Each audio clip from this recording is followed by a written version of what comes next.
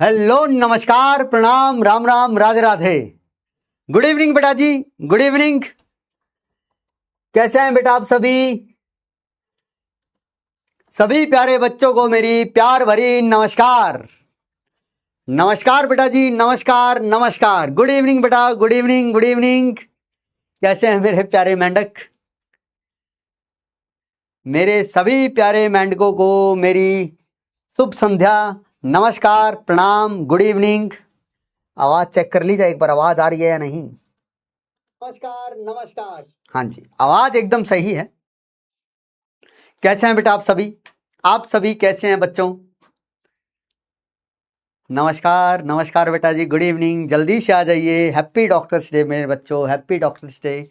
भगवान करे अगले साल का डॉक्टर्स डे आप किसी एमबीबीएस कॉलेज के अंदर बनाएं। भगवान करे बेटा आप इतनी मेहनत करें कि अगले साल का जो डॉक्टर्स डे आए आप किसी एमबीबीएस कॉलेज के अंदर बनाएं और एक डॉक्टर की तरह बनाएं। मैं एकदम बढ़िया हूं बेटा, बहुत बहुत धन्यवाद पूछने के लिए, बहुत बहुत धन्यवाद पूछने के लिए। मैं एकदम बढ़िया हूं बेटा, स्वस्थ हूं, तंदुरुस्त हूं। आप सभी कैसे हैं? चलिए जल्दी से पहले मुझे यह बता दीजिए, क्या आप सभी बच्चों को मेरी आवाज अच्छे से आ रही है बेटा जी? क्या बेटा जी आप लोगों को स्क्रीन अच्छे से दिखाई दे रही है? जल्दी से बताओ मेरे बच्चों, ताकि आज की कहानी को फिर हम स्टार्ट कर सकें। खुश रहो, मुस्कुराते रहो, हमेशा खुश रहिए, मुस्कुराते रहिए। Yes yes yes yes yes sir, आवाज भी आ रही है और दिखाई भी दे रहा है, दिखाई भी दे रहा है। ठीक है, ठीक है मेरे बच्चे। तो अभी स्टार्ट करते हैं बेटा आज के कार्यक्रम को। ठीक, सबसे पहले हम ये जान लेते हैं कि सर पिछली क्लास में क्या घटनाएं घटित हुई थी हमारे साथ। तो बेटा पिछली क्लास में अगर मैं सीधा सीधा लिखूं तो हमने क्या किए थे, तो आप कहोगे सर हमने क्वेश्चंस को डिस्कस किया था। जो क्वेश्चन मैंने पहले लेक्चर में दिए थे उन्हीं क्वेश्चंस का मैंने डिस्कशन किया था आप लोगों के साथ। ठीक है, सिर्फ 4 क्वेश्चन कराए थे मेरे ख्याल से मैंने पूरे लेक्चर के अंदर, वो भी अच्छे से डिटेल में। तो अब मुझे ऐसा लगता है कि भैया अब आपको किरेल केंद्र, या जिसको हम असम्मित केंद्र भी बोल देते हैं कई बार, अब वो निकालने में कोई दिक्कत या दुविधा नहीं होनी चाहिए। एकदम जैसे 11th में करवाते हैं ना वैसे ही करवाया तुम्हें, और सिर्फ 4 क्वेश्चन भैया, 1.5 घंटे के अंदर सिर्फ 4 क्वेश्चन डिस्कस किए। तो समझ सकते हो कितनी आराम से चीजें चल रही हैं, कितना आराम से चीजें चल रही हैं। ठीक है, ओके सर, ओके। तो आज क्या होगा, आज बेटा देखो क्वेश्चन जो होमवर्क दिया था उसको डिस्कस करूंगा मैं। हो सकता है 5 क्वेश्चन देते 3 करूं, क्योंकि आज पढ़ना भी है आगे हमें, क्योंकि पिछले लेक्चर में हमने पढ़ाई बिल्कुल नहीं की। तो इसका मतलब ये नहीं है कि सर अगर मान लो आज 3 ही करवाए तो बाकी 2 वो अगले लेक्चर में करवा दूंगा मैं, लेकिन आज पढ़ाई जरूर करेंगे भाई। ठीक है, आज पढ़ाई जरूर करेंगे। और आज क्या पढ़ेंगे सर? आज हम सबसे पहले पढ़ेंगे सर सममितीय तल के बारे में, कि सर ये सममितीय तल क्या होता है। और एक पढ़ेंगे क्या बेटा, सममितीय केंद्र के बारे में, कि सर सममितीय केंद्र क्या होता है। बेटा सममितीय तल को छोटे रूप में POS कहा जाता है, और सर इसको कहा जाता है COS। इनकी फुल फॉर्म तुम्हें आगे बतलाऊंगा, इनकी फुल फॉर्म तुम्हें आगे बतलाऊंगा। और क्या पढ़ेंगे सर, ये जब अगर हो गए तो फिर इसके बाद हम पढ़ेंगे क्या मेरे बच्चे, इसके बाद हम पढ़ेंगे भैया क्या, प्रतिबिंब, प्रतिबिंब रूपी समावयवी। ठीक है, जिसको बेटा हम अंग्रेजी में कहते हैं क्या, इनेंशियोमर। अगर समय रहा तो डायस्टीरियोमर भी पढ़ लेंगे, लेकिन मुझे लगता है आज ये 3 चीजें करने में हमारा समय व्यतीत तो हो जाएगा, क्योंकि अच्छे से करेंगे ना भाई। ठीक है, इनको अच्छे से करेंगे। अभी रुक जाओ रुक जाओ, हाँ जी, plane of symmetry, centre of symmetry, एकदम सही बेटा सागर, सागर बेटा एकदम सही कहा। सर मॉड्यूल लेना जरूरी है, ले लोगे तो बहुत बढ़िया बात है मेरे बच्चे, ले लोगे तो बहुत बढ़िया बात है, आप लोगों को क्वेश्चन प्रैक्टिस करने के लिए और क्वेश्चंस मिल जाएंगे मॉड्यूल में। और मॉड्यूल में बेटा एक और खास बात रहती है कि भैया वहां पर क्या होता है, आपको थोड़ी थ्योरी भी दी होती है इंपॉर्टेंट। तो आपको ये भी ज्यादा इधर उधर नहीं भटकना पड़ेगा कि भैया इस चैप्टर की थ्योरी के अंदर हमें और क्या क्या चाहिए था, या इंपॉर्टेंट थ्योरी कहीं मिल जाए तो वो मॉड्यूल में तुम्हें गिवन मिलेगी। ठीक है, तो मॉड्यूल ले लोगे तो बहुत बेहतरीन बात है मेरे बच्चे। तो उससे तो अच्छी बात ही नहीं है बेटा, उससे तो अच्छी बात कोई है ही नहीं। अब भैया मेरी कुछ बातें सुनना, ठीक है। पहले मैं आप लोगों के साथ कुछ चर्चा कर लूं, मतलब तुम्हारे ही डाउट्स हैं। जैसे एक बच्चे का मैंने मैसेज देखा, मैसेज क्या, कमेंट देखा कि सर हमसे डीपीपी के क्वेश्चन हो ही नहीं रहे हैं। बेटा अभी तक तुम्हें सिर्फ एक ही डीपीपी मिली है इस चैप्टर की, ठीक है। ये चैप्टर भी नहीं है, टॉपिक है, ठीक है। प्रकाशिक समाज व्यवस्था एक टॉपिक है बेटा, ये चैप्टर नहीं है पूरा। तो इसके अंदर आपको सिर्फ 2 डीपीपी मिलेंगी, एक दे चुका हूं, एक और मिलेगी। वो कब आएगी, जब मुझे ये लगेगा कि हाँ उस डीपीपी 2 के मैंने कॉन्सेप्ट करवाना चालू कर दिए हैं। अभी भी डीपीपी 1 के सारे कॉन्सेप्ट तुम्हारे नहीं होंगे, क्यों, क्योंकि अभी कुछ बातें बतानी रहती हैं। लेकिन हाँ अब इतने समझदार तुम्हें बनना पड़ेगा। समझदारी क्या चाहिए बेटा मुझे अब आपसे। अब मान लो भैया जैसे मैंने डीपीपी 1 दी तुम्हें, डीपीपी 1 में मैंने मान लिया 10 या 12 या 10 11 क्वेश्चन है।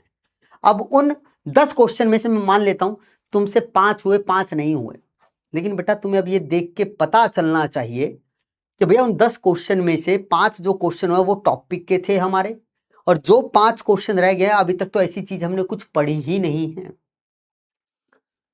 समझ रहे हो, क्वेश्चन को देख के अब तुम्हें पता चलना चाहिए कि हाँ भैया जो पढ़ लिया है ये क्वेश्चन उस टॉपिक का है या नहीं है। अगर तुम्हें ये चीज समझ ही नहीं आ रही है कि भाई ये जो क्वेश्चन पूछा गया है ये टॉपिक जो पढ़ाया है उसका है या नहीं है, तो इसका मतलब सिर्फ एक ही निकलता है कि जो चीज चल रही है ना क्लास में, जो टॉपिक पढ़ाया जा रहा है उसको आप अच्छे से अभी तक समझ ही नहीं पाए हैं।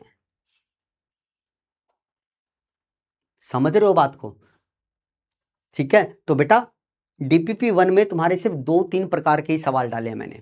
2-3 तो तुम्हारे कथन वाले हैं, बाकी क्रियल के अंदर निकालना है, और बाकी जगह पीओएस और सीओएस की चर्चा है। पीओएस सीओएस अभी मैंने पढ़ाया नहीं है, तो उसकी जैसी पढ़ा दूंगा वो चर्चा भी तुम्हें समझ में आ जाएगी।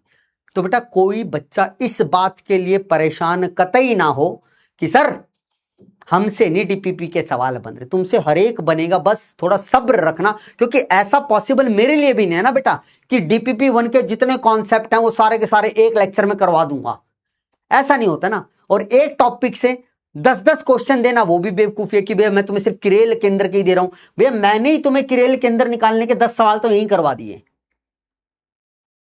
तो बेटा जो डीपीपी बनती है ना वो थोड़े से 2-3 टॉपिक्स को मिला के बनाई जाती है, ठीक है। तो इसमें परेशान कभी ना होना भाई। और दूसरी बात ये, हाँ अगर ये दिख रहा है कि सर टॉपिक का सवाल है और हमसे नहीं हो रहा है तब ज्यादा दिक्कत है। क्यों, क्योंकि सर फिर तो तुम्हें समझ ही नहीं आ रहा जो मैं पढ़ा रहा हूं। सीधी सी बात है बेटा, फिर तुम्हें समझ ही नहीं आ रहा है पढ़ा रहा हूं और तुम्हें मेहनत करनी पड़ेगी, ठीक है। ओके सर, ये थी पहली बात।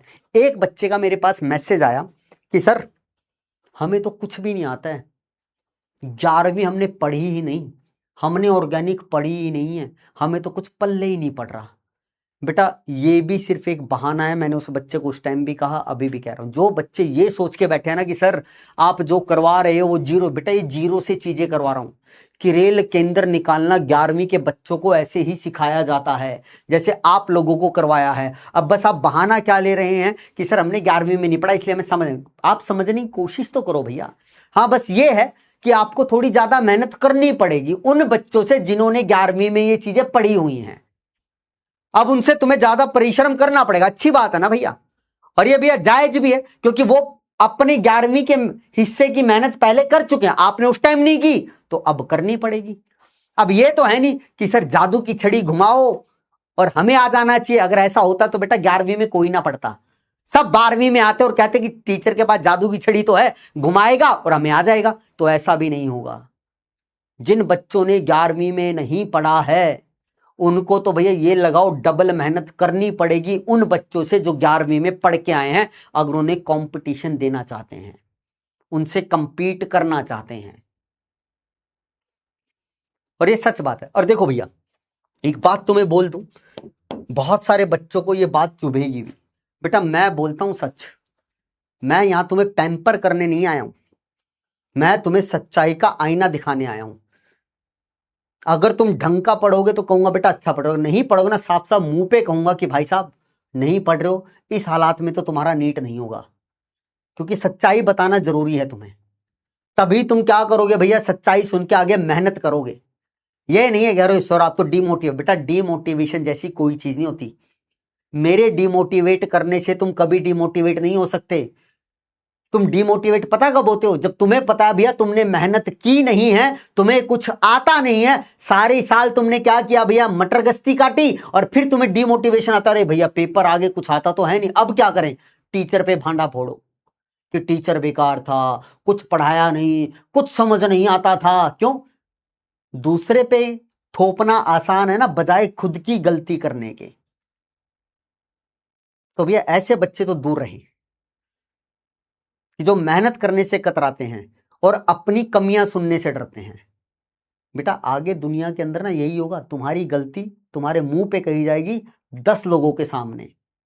अभी तो तुम्हें लगता है हमारी कोई गलती बताता नहीं है, हमें तो बड़ा प्यार से रखा जाता है। भैया दुनिया इतनी प्यार दिखाने वाली नहीं है, तुमने एक गलती की 10 लोगों के अंदर तुम्हारी गलती बता के बेइज्जती की जाएगी,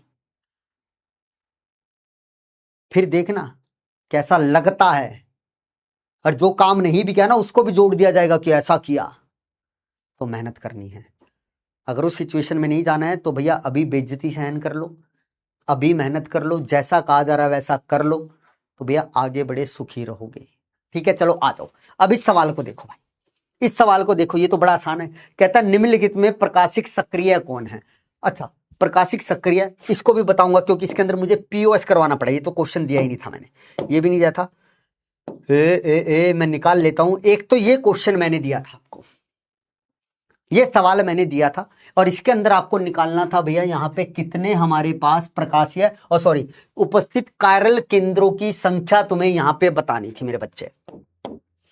ठीक है, कायरल केंद्र तुम्हें निकालना आता है, मैंने एक तरीका तुम्हें बताया हुआ है कि भैया जब भी तुम दो वलयों को आपस में जुड़ता हुआ देखो, तो मैंने क्या बोला था, अगर समान वलय का मतलब क्या है बेटा, जो एकदम एक जैसे वलय हों, अगर वो आपस में जुड़ जाएं तो जिन कार्बनों से वो वलय जुड़े हैं वो कभी भी किरेल केंद्र का कार्य नहीं करते। अगर असमान वलय आपस में जुड़ जाए, असमान वलय का मतलब क्या होता है बेटा, जिनमें कुछ फर्क हो, जैसे मान लो ये भी 6 कार्बन का वलय था, ये भी 6 कार्बन, जैसा ये है वैसा ही ये है सर, तो ये दोनों कार्बन कभी भी किरेल केंद्र नहीं होंगे। लेकिन मैंने यहां पे क्या लगाया सर, एक डंडा लगा दिया, तो तुम क्या कहोगे, इस 6 कार्बन के वलय पे कोई डंडा नहीं है, इस 6 कार्बन के वलय पे एक डंडा है, तो भैया ये क्या हो गया, मेरे पास अलग वलय बन गया ना भैया इससे, क्योंकि सर इस पे एक डंडा लग गया। तो अब ये दोनों कार्बन किसका कार्य कर देंगे, किरेल केंद्र का कार्य कर देंगे। एक और चीज बताई थी, अगर दोनों वलय देखने में ही अलग अलग हैं, जैसे ये 6 है ये 5 मेंबर है सर, तो सर ये दोनों कार्बन तो अब किसका कार्य करेंगे, किरेल केंद्र का कार्य करेंगे ही करेंगे। तो सर यहां पर भी वही कहानी करते हैं। तो देखो भाई जहां पर वलय जुड़े हुए हैं उन कार्बनों को मैं ऐसे करके क्या कर लेता हूं बेटा, बिंदियां लगा लेता हूं, मार्क कर लेता हूं। अब तुम्हें निर्धारित करना है क्या भैया ये 6 के 6 कार्बन किरेल केंद्र है या नहीं है। तो तुम कहोगे कि सर देखो ये वाले कार्बन तो किरेल केंद्र का कार्य नहीं कर सकते, और इसका जवाब क्या है, क्योंकि सर ये कार्बन sp2 संकृत है। क्योंकि कौन सा कार्बन किरेल केंद्र का कार्य कर सकता है, जिसने भैया 4 सिग्मा बॉन्ड बनाए हो। 4 सिग्मा बॉन्ड का मतलब जो कार्बन sp3 संकृत हो। तो सर इस कार्बन ने 4 सिग्मा कहां बनाए, इसने एक पाई बॉन्ड बना लिया ना भैया। मतलब कार्बन के साथ तुम्हें डबल बॉन्ड या ट्रिपल बॉन्ड दिख जाए तो वो कार्बन कभी भी किसका कार्य नहीं करता, किरेल केंद्र का। तो सर ये वाले तो रेस से बाहर हो गए, ये दोनों कार्बन तो किरेल केंद्र नहीं है। क्या ये दोनों कार्बन किरेल केंद्र का कार्य करेंगे, तुम कहोगे हाँ सर। देखो सर ये भी 6 मेंबर्ड वलय, ये भी 6 मेंबर्ड वलय, इस 6 मेंबर्ड वलय से इधर क्या जुड़ा हुआ है, एक 6 मेंबर्ड वलय ही जुड़ा हुआ है सर, जिसके अंदर क्या है, 3 पाई बंद हैं और एक OH है। इस 6 मेंबर्ड वलय से क्या जुड़ा हुआ है सर, एक 5 मेंबर्ड वलय। तो भैया ये दोनों 6 मेंबर्ड वलय अलग अलग हो गए ना भैया, क्योंकि ये 6 मेंबर्ड जुड़ा हुआ है 5 से, ये 6 जुड़ा हुआ है दूसरे 6 वाले से, 6 मेंबर वाले से। तो इसका अर्थ ये हुआ कि सर ये दोनों कार्बन जो हैं ये किसका कार्य करेंगे? किरेल केंद्र का। ठीक है, क्या सर ये वाले कार्बन किरेल केंद्र का कार्य करेंगे? तो आप आंख बंद करके कहोगे कि हाँ सर sp3 संकृत हैं, क्योंकि इन कार्बनों ने कहीं पर भी डबल बॉन्ड या ट्रिपल बॉन्ड नहीं बनाया। और सर ये 5 मेंबर्ड और 6 मेंबर्ड वाला अलग अलग दिख ही रहे हैं, तो ये भी किरेल केंद्र, ये भी किरेल केंद्र, और ये CH3 ना बेटा इधर ही जुड़ा हुआ इस कार्बन पे। अब और कौन सा भैया यहां पे हमारे पास किरेल केंद्र का कार्य कर सकता है? जरा देखो ये वाला कार्बन देखो भाई, इधर इससे एक ये समूह जुड़ा है, ऊपर एक OH जुड़ा है, इधर एक ऐसा कार्बन जुड़ा है जिसपे लगा हुआ है CH3, और इधर एक ऐसा कार्बन जुड़ा है जिससे लगे हुए हैं 2 हाइड्रोजन। तो देख लो भाई चारों इससे अलग अलग हो गए। OH C triple bond CH, इधर लगा हुआ एक ऐसा कार्बन जिससे जुड़ा हुआ है CH3, और इधर एक कार्बन जिससे 2 हाइड्रोजन। तो 4 अलग अलग समूह का मतलब भाई ये भी किरेल केंद्र। अब इसके अलावा तुम्हें कहीं पर भी कोई किरेल केंद्र नहीं दिखाई देगा भैया, निकाल के देख लो चाहे। तो कितने हुए मेरे बच्चे यहां पे? 1 2 3 4 5। तो इसका आ गया बेटा क्या? 5 आंसर। ठीक है, अब इससे ज्यादा तो डिटेल में मुझे जाना नहीं चाहिए मेरे बच्चे। अब यहां पे कह रहे सर कौन सा हाइड्रोकार्बन प्रकाशिक सक्रिय है? तो भैया बस ये देख लो किस हाइड्रोकार्बन के अंदर एक किरेल केंद्र है। तो बेटा ऊपर वाले के अंदर कोई किरेल केंद्र तुम्हें नहीं दिखेगा। इससे देखो 3 एक जैसे समूह लग गए, इससे 2 लग गए, इससे 2 लग गए, इससे 3, तो यहां कोई किरेल केंद्र नहीं, तो यह प्रकाशीय अक्रिय होगा। क्या यहां पे कोई किरेल केंद्र नहीं? इससे देखो सर 3 एक जैसे समूह, 2 एक जैसे समूह, और इससे देखो सर इस कार्बन से ये दोनों एक जैसे समूह लग गए, और ये भी कार्बन मेरे काम नहीं कर सकते किरेल के अंदर, क्योंकि 3 एक जैसे समूह, तो ये भी प्रकाशीय अक्रिय। लेकिन ये कार्बन देखो भाई नीचे एक ये समूह है, ये है, ये है, तो ये क्या है बेटा? किरेल केंद्र। यहां पे भी कोई किरेल केंद्र नहीं, तो जहां पे किरेल केंद्र है वो क्या होगा बेटा? मेरा प्रकाशीय सक्रिय हाइड्रोकार्बन होगा, प्रकाशीय सक्रिय हाइड्रोकार्बन हो जाएगा। क्या इतनी बात तुम्हें समझ में आई क्या? ठीक है, इतनी बात तुम्हें समझ में आ गई मेरे बच्चे? आप कहेंगे कि हाँ सर आ गई है। ठीक है, और ये भी क्या था? ये भी दिया था शायद मैंने, हाँ दिया था। चलो अभी क्या करता हूं बेटा, देखो अभी मैं थोड़ा सा रोकता हूं, और अब मैं बढ़ता हूं किसकी तरफ बेटा? हमारे हमारे टॉपिक्स की तरफ। मैंने 2 सवाल करवाए हैं, बाकी के 3 हम बाद में देखेंगे, अभी थोड़ा सा पढ़ाई पे ध्यान देने। तो अब एकदम शांत बैठना, ठीक है, एकदम शांत हो जाओ। मैं फिर कह रहा हूं नया टॉपिक है, बहुत ही आसान टॉपिक है अगर समझोगे, और ये बड़ा काम आएगा तुम्हें, बहुत काम आने वाला है। ठीक है, क्लियर है मेरे बच्चे? तो एकदम शांत होके बैठो। तो बेटा हम स्टार्ट करने वाले हैं किसके बारे में भैया? यहां पे लिखता हूं बेटा सममितीय तल के बारे में। ठीक है बेटा, इसको हम अंग्रेजी में बोलते हैं प्लेन ऑफ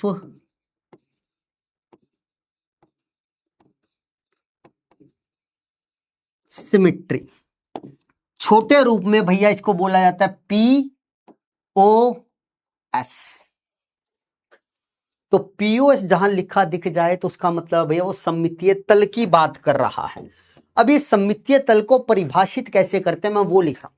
ठीक है, एक ऐसा काल्पनिक तल, एक ऐसा काल्पनिक तल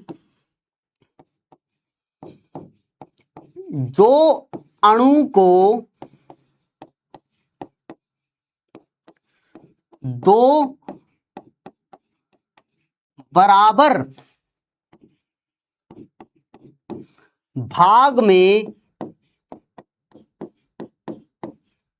बांट दे, उसे उसे क्या कहते हैं बेटा, सममितीय तल। बेटा मैं सममितीय तल नहीं, क्या लिख रहा हूं, POS कहते हैं। अभी लिख लो, समझाऊंगा कि भैया ये काल्पनिक तल होता है जो अणु को क्या करता है बेटा, दो बराबर भागों में बांट देता है। तो उस तल को क्या कहा जाता है बेटा, सममितीय तल कहा जाता है। क्या कहा जाता है मेरे बच्चे उसको, आप कहेंगे सर उसे कहा जाता है सममितीय तल। ये है क्या भैया इसकी परिभाषा। अब यहां पे नोट डाल के एक चीज लिखना, फिर सारी चीजें समझाता हूं तुम्हें उदाहरण से। क्या भैया, दो बराबर बटे हुए भाग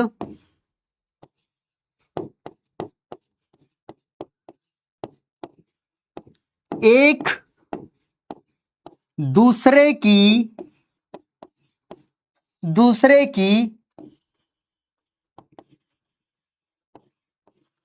मिरर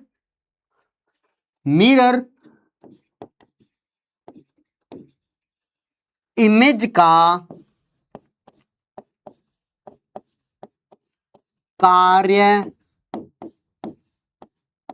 करते हैं। ये है भैया तुम्हारे लिए सबसे इंपॉर्टेंट बात, क्योंकि जो इसकी परिभाषा है ना, कई बार ये परिभाषा बच्चों से गलती करवा देती है। क्या गलती करवाती है मैं तुम्हें सब बतलाऊंगा। और ये पॉइंट का मतलब क्या है सर, ये मिरर इमेज का मतलब क्या होता है ये भी बतलाओगे क्या। मैंने कहा हाँ, जब ये वाला पॉइंट तुम्हें समझ में आ जाएगा ना, तो इस वाली डेफिनेशन की क्लैरिटी तुम्हें बहुत आसानी से हो जाएगी। मतलब ये जो परिभाषा मैंने लिखवाई है, फिर तुम इसको बहुत अच्छे से समझ जाओगे। बहुत बेसिक से बता रहा हूं मेरे बच्चे। देखो देख भाई, जरा सुनना अब कहानी को, अब जरा सुनिएगा मेरे बच्चे कहानी को। बेटा मान लो मैंने ये एक आकृति ली और मैंने कहा भाई कि बताओ क्या इसके अंदर कोई POS है क्या। POS का मतलब क्या, कोई यहाँ पे सममितीय तल है क्या, बताओ ना भाई। मतलब क्या, अब सममितीय तल इसमें है या नहीं, इसका मतलब क्या है। क्या भैया तुम कोई ऐसी चीज सोच पा रहे हो, क्या कोई ऐसा तल सोच पा रहे हो जो इस आकृति को दो बराबर भागों में बांट दे। जैसे मान लो ये ब्रेड का टुकड़ा है भाई, उस ब्रेड के टुकड़े को मैं क्या कह रहा हूं भाई, दो बराबर भागों में बांट दो। तो भैया बांटो। किसी ने कहा सर हम इसको यहां से बीच में से काट दें सर, जरा सुनना। किसी ने कहा सर हम इसको यहां बीच में से काट दें सर। काटेंगे तो क्या होगा सर, आधा हिस्सा इधर आधा हिस्सा इधर। तो सर ये वाला क्या होगा, एक सममितीय तल हो गया इस ब्रेड के टुकड़े के लिए। ठीक है, कोई कहता नहीं सर हम इसको तो ऐसे भी तो काट सकते हैं। मैंने कहा भाई ऐसे काट दो, क्या ही दिक्कत है। तो सर आधा हिस्सा ऊपर आधा हिस्सा नीचे, तो मतलब ये वाला तल अब क्या हो गया सर, एक सममितीय तल हो गया। सोच रहे हैं हम ऐसा कि ऐसे काट दिया जाए तो ये आधा आधा बट जाएगा, तो मतलब ये एक सममितीय तल है। ऐसे भी काट दे तो इसको क्या करेंगे सर, हम आधा आधा काट दें। कोई कहता नहीं सर मैं तो इसको ऐसे काटूंगा, मेरा दिल तो ऐसे कर रहा है इसको काटने का। तो मैंने कहा भाई काट लेना, क्या ही दिक्कत है। मैंने कहा भाई इसको तू काट ले, ऐसे ही काट ले, क्या ही दिक्कत पड़ेगी। ये ले भाई, तो क्या होगा सर, तो क्या हो जाएगा मेरे बच्चे, आधा इधर आधा इधर। एक टाइम में एक तल को सोचो। ठीक है, कोई कहता नहीं सर इसको ऐसे नहीं काटेंगे, इसको ऐसे काटते हैं सर। ये ले भाई, ये ले काट दिया। तो सर आधा इधर आधा इधर। तो बेटा इस वाले ब्रेड के टुकड़ों को तुमने कितने प्रकार से काटा, आधा आधा, तो कितने तल हो गए कहोगे सर। पहला तल ये था, दूसरा ये था, तीसरा ये था, चौथा ये था। ठीक है सर, ठीक है। अब मान लो तुम्हें सवाल आ गया, क्या सवाल आया भैया, कि भैया दी गई आकृति में, दी गई आकृति में POS की संख्या क्या है। ठीक है, ऑप्शन दिया 2 हैं, बी दिया 3 हैं, सी दिया 4 हैं, डी दिया 5 हैं। तो भाई अब तुम्हारे सामने सवाल है, तो अब मुझे इसका जल्दी से ना 30 सेकंड के अंदर अंदर जवाब दे दो कि भाई देखो अब इससे ज्यादा तो मैं आसान सवाल पूछ नहीं सकता, इससे ज्यादा आसान सवाल तो मैं पूछ नहीं सकता। क्या जवाब होगा भाई, क्या जवाब होगा मेरे बच्चे, जल्दी से बता डालो। कितने सममितीय तल होंगे? A2, B3, C4, D5। कितने होंगे भाई? एक ब्रेड के टुकड़े को तुम कितने प्रकार से काट सकते हो बराबर बराबर 2 हिस्सों के अंदर? मुझे जल्दी से बतलाइए तो ये बात, जल्दी से बतलाओ भाई ये बात।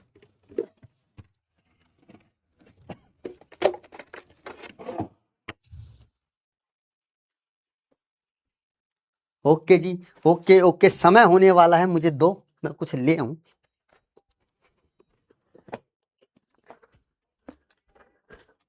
हाँ जी, क्या जवाब दिया?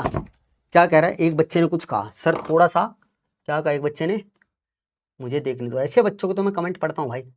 एक बच्चा कह रहा है सर थोड़ा सा फास्ट पढ़ाओ, मीनाक्षी पाल जी कह रहे हैं बेटा देखो मुझे आपके अकॉर्डिंग नहीं चलना है, मुझे सब बच्चों का देखना है मेरे बच्चे, ठीक है? तो इसका जवाब है डी।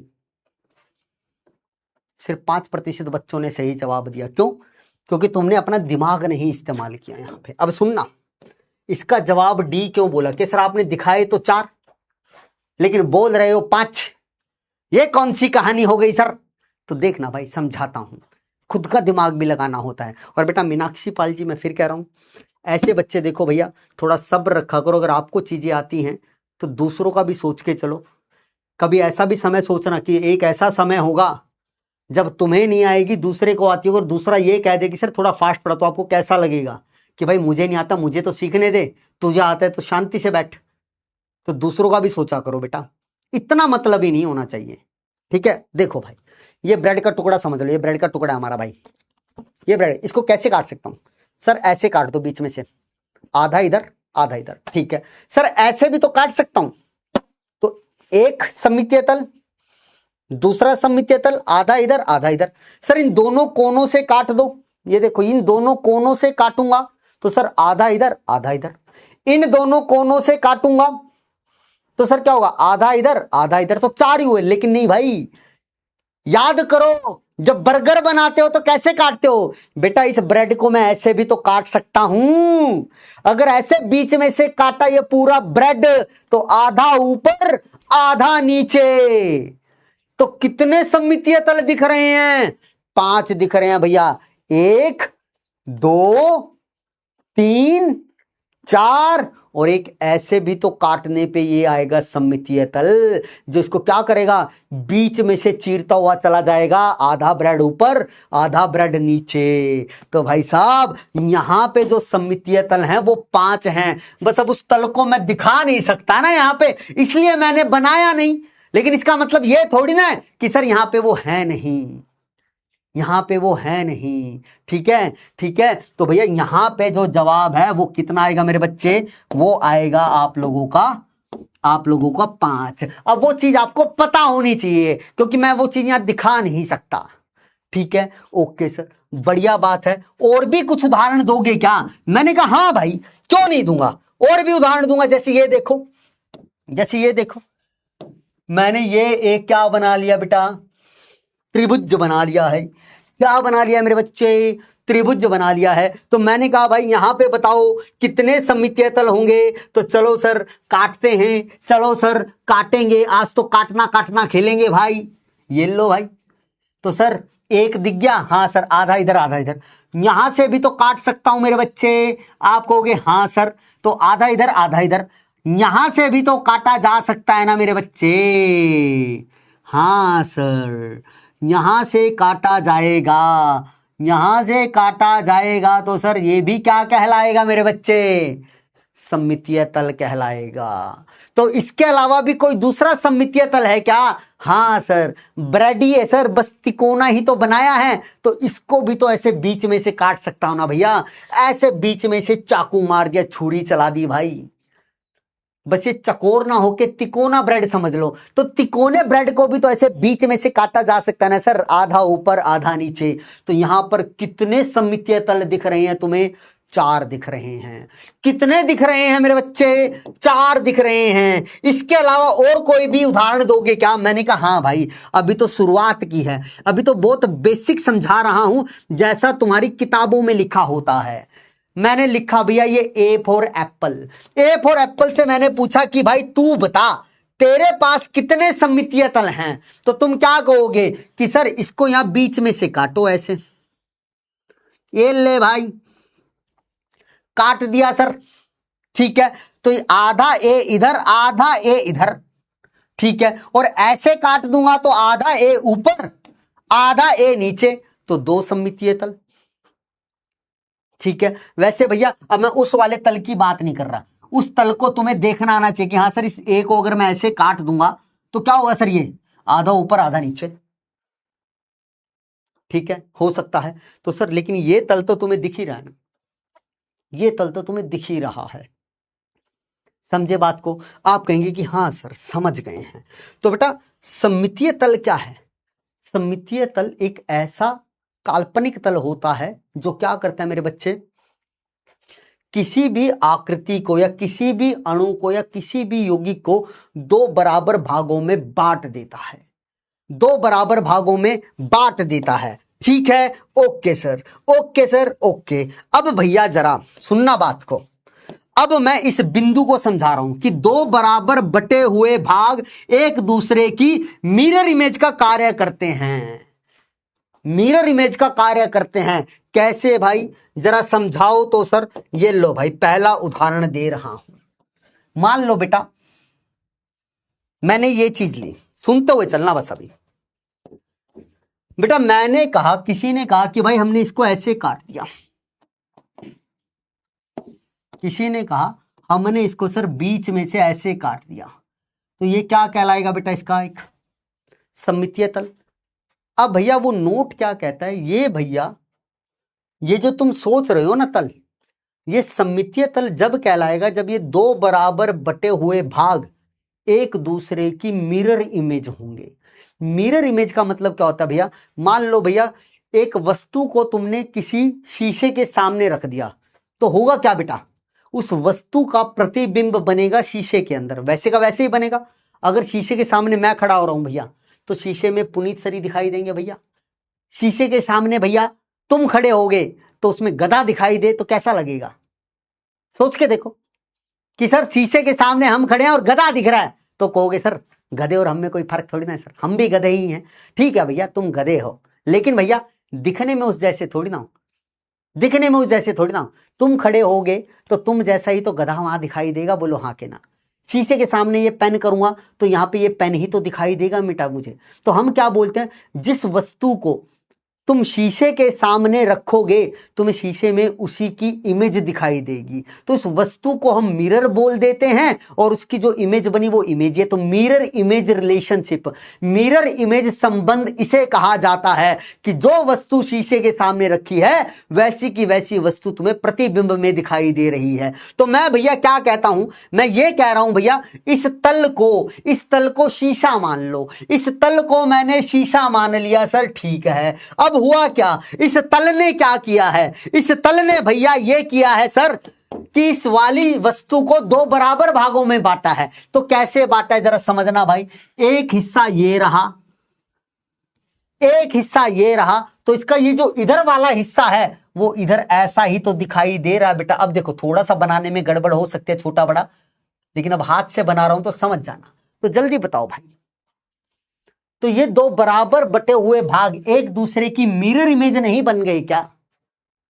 ये वाला हिस्सा ऐसे ही तो दिखाऊंगा और ये वाला हिस्सा ऐसे ही तो दिखाऊंगा।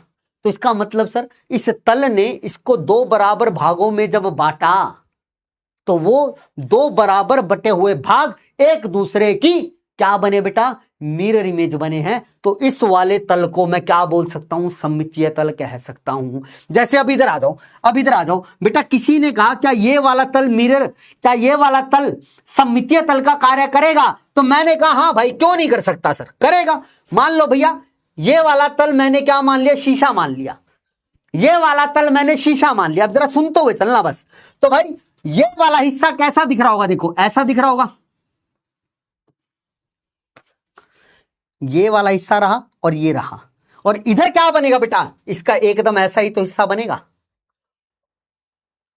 इन दोनों को जोड़ दूंगा तो ए बनेगा भाई। देखो ना, इधर एक ऐसा डंडा है, वो ऐसा ही तो लगा है, शीशे की तरफ झुका हुआ है ना बेटा, इसका ऊपर वाला सिरा, ऊपर वाला सिरा कहां झुका हुआ है, शीशे की तरफ, तो ये दिखाया सर। और ये वाला हिस्सा इधर शीशे की तरफ था तो ये दिखा दिया। इधर वाला ऊपर वाला सिरा भी शीशे की तरफ है तो ये शीशे की तरफ और ये दिखा दिया। तो इसका मतलब सर ये जो दो कटे हुए बराबर हिस्से थे ये एक दूसरे का किसका कार्य कर रहे हैं, मिरर इमेज का कार्य कर रहे हैं। तो इस तल को मैं क्या बोल सकता हूं, इस तल को मैं क्या बोल सकता हूं बेटा, इस तल को हम बोल सकते हैं सममितीय तल। अभी तुम्हें समझ नहीं आ रहा होगा, तुम कहोगे कि सर बराबर हिस्सों में ही कट रहा है, वो देखने की जरूरत ही नहीं है। मैंने कहा नहीं भाई, अभी तो तुम्हारे सामने बहुत सिंपल आकृतियां ले रहा हूं, जब यौगिक या अणु लूंगा ना तो वहां पे तुम्हें सममितीय तल है या नहीं वो ये वाला पॉइंट बताएगा, ये वाला पॉइंट बतलाएगा। अभी बस तुम देखते चलो, अभी तो खेला चालू किया है भाई, अभी तो खेला मैंने चालू किया है। कैसे किया है जरा समझना, जरा समझना भाई, तुम्हें मजा आएगा। बेटा मैंने तुम्हारे सामने ये एक आकृति बनाई, जरा समझते हुए चलना, ठीक है। या फिर तुम्हें एक एग्जांपल देता हूं अच्छे वाला, सुनना, अगर तुम्हें समझ में आ जाए तो सुनना, तुम्हें समझ में आ जाए तो। ये ब्रेड का टुकड़ा है, ये ब्रेड का टुकड़ा है भाई, ठीक है। अभी ब्रेड का टुकड़ा समझो। मैंने कहा क्या इसके अंदर सममितीय तल है, तुम कहोगे हाँ भैया है, एक नहीं पांच पांच है। मैंने कहा कोई एक दिखा दो, मैंने कहा इसको ऐसे काटो, इस ब्रेड के टुकड़े को ऐसे काटोगे तो भैया आधा हिस्सा इधर आधा हिस्सा इधर, और तुम क्या कहोगे ये दोनों हिस्से एक दूसरे की मिरर इमेज का काम कर रहे हैं। मतलब एक को वस्तु मान ले और उस तल को शीशा मान ले तो दूसरी तरफ वो आधा हिस्सा किसका काम करेगा बेटा, किसका काम करेगा, प्रतिबिंब का काम करेगा, इमेज का काम करेगा। तो सर मिरर इमेज बन रहे हैं इस तल की वजह से, ये तो ये तल क्या कहलाएगा, सममितीय तल। अब सोच के देखना भाई, मैंने इसके इस कोने पे ये पेन खड़ा कर दिया, मैंने इस कोने पे इसके यहां पे एक पेन ऊपर कर दिया खड़ा। अब मैंने कहा बताओ भाई क्या इसके अंदर कोई सममितीय तल है, तुम इसको काटो। किसी ने इसको ऐसे काटा तो तुम क्या कहोगे आधा इधर, नहीं भाई नहीं हो सकता। क्यों, क्योंकि सर आधे इस कटे हुए हिस्से के ऊपर यहां पेन जुड़ा हुआ है, लेकिन इधर तो कोई पेन नहीं है, इधर तो कोई पेन नहीं है सर,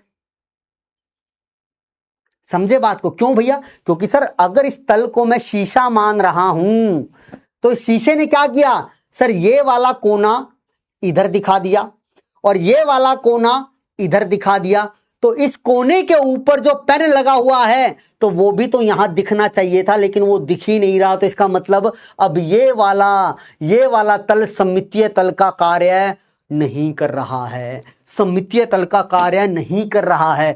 जैसे मैंने ये कहा क्या भैया यहां पे कोई सममितीय तल है, तो भाई बहुत सारे हैं, तुमको मैं सिर्फ एक दिखा देता हूं, ये रहा, ये काट दिया सर, तो ये क्या हुआ सर, दो बराबर भागों में बट गया। अब याद रखना मेरे बच्चे, इसको ऐसे समझो कि तुमने एक दीवार चिन्ह दी है, तुमने एक दीवार को चिन्ह दिया है, यहां पे दीवार बना दिया भाई। तो भैया दीवार के अंदर जो हिस्सा आ गया उसको नहीं देखना, दीवार के जो बाहर हिस्सा है ना उसको देखो। कैसे कि सर देखो यहां पे ये वाला कोना, सुनते हुए चलना, ये वाला कोना इधर दिखाई देगा। अगर इसको शीशा मान रहे हो, इसको क्या मान रहे हो मेरे बच्चे, शीशा मान रहे हो, तो ये वाला कोना इधर दिखाई देगा, ये वाला कोना इधर दिखाई देगा, ये वाली रेखा ये दिखाई दे रही है, ये वाली रेखा ये दिखाई दे रही है। तो सर मतलब क्या हुआ, ये दो बराबर भागों में भी बटे और ये दोनों भाग एक दूसरे के क्या है सर, मिरर इमेज हैं। तो इसको तुम क्या बोल दोगे, सममितीय तल बोल दोगे। क्या बोल दोगे इसको, सममितीय तल बोल दोगे। अब मैंने कहा भाई मैंने यहां पे ये एक डंडी लगा दी, क्या अब ये सममितीय तल का कार्य करेगा। अब तुम कहो कि सर ये देखो ना, ये कोना इधर दिखा, ये कोना इधर दिखा, ये वाला बंद इधर दिखा, ये वाली डंडी इधर दिखी, लेकिन ये डंडी तो इधर दिखी ही नहीं मुझे। ये थोड़ी ना भाई शीशे ने इसको बनाने से मना कर दिया कि भाई मैं इसका प्रतिबिंब नहीं बनाऊंगा, बाकी सबका बना दूंगा। शीशे के सामने जो रखो भैया वो उसका प्रतिबिंब बनाएगा ही बनाएगा। तुम खड़े हो जाओ भैया, सिर के ऊपर मटका रख लो तो मटके का प्रतिबिंब बनाएगा भाई, तुम्हारा भी बनाएगा, मटके का भी। ये नहीं कि सर मैं तो मटके का बनाऊंगा, भैया मटका ज्यादा सुंदर है, जिसने मटका उठाया वो ज्यादा सुंदर नहीं है, मैं इसका प्रतिबिंब नहीं बनाऊंगा। शीशा ऐसा थोड़ी ना कहेगा, समझ रहे हो ना। तो भाई ये अब सममितीय केंद्र नहीं, लेकिन हाँ इधर भी वो डंडा लग के तुम्हें दिख गया तो ये क्या हो जाएगा फिर, सममितीय तल हो जाएगा। सॉरी सममितीय तल, सममितीय केंद्र बोल गया था, सममितीय तल हो जाएगा।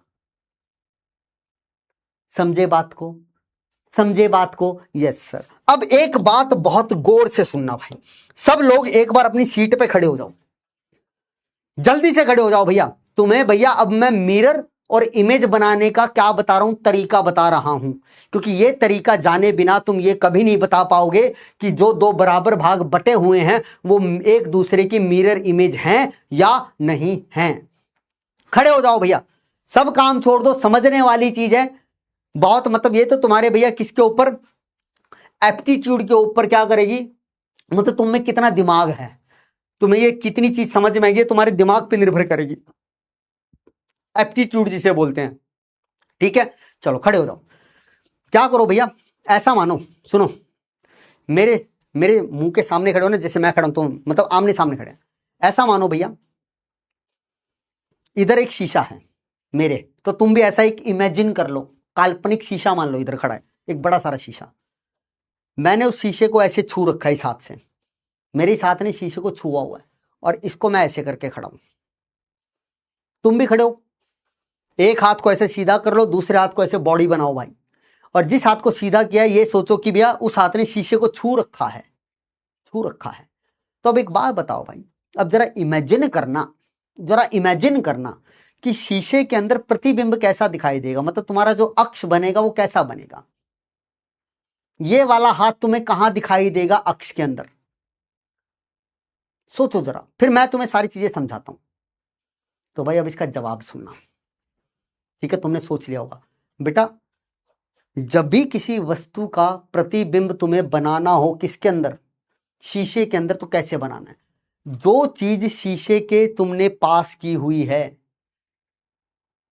मैंने ये हाथ शीशे के पास किया है, तो जो अक्ष बनेगा उसके अंदर भी एक हाथ शीशे के पास ही दिखाई देगा।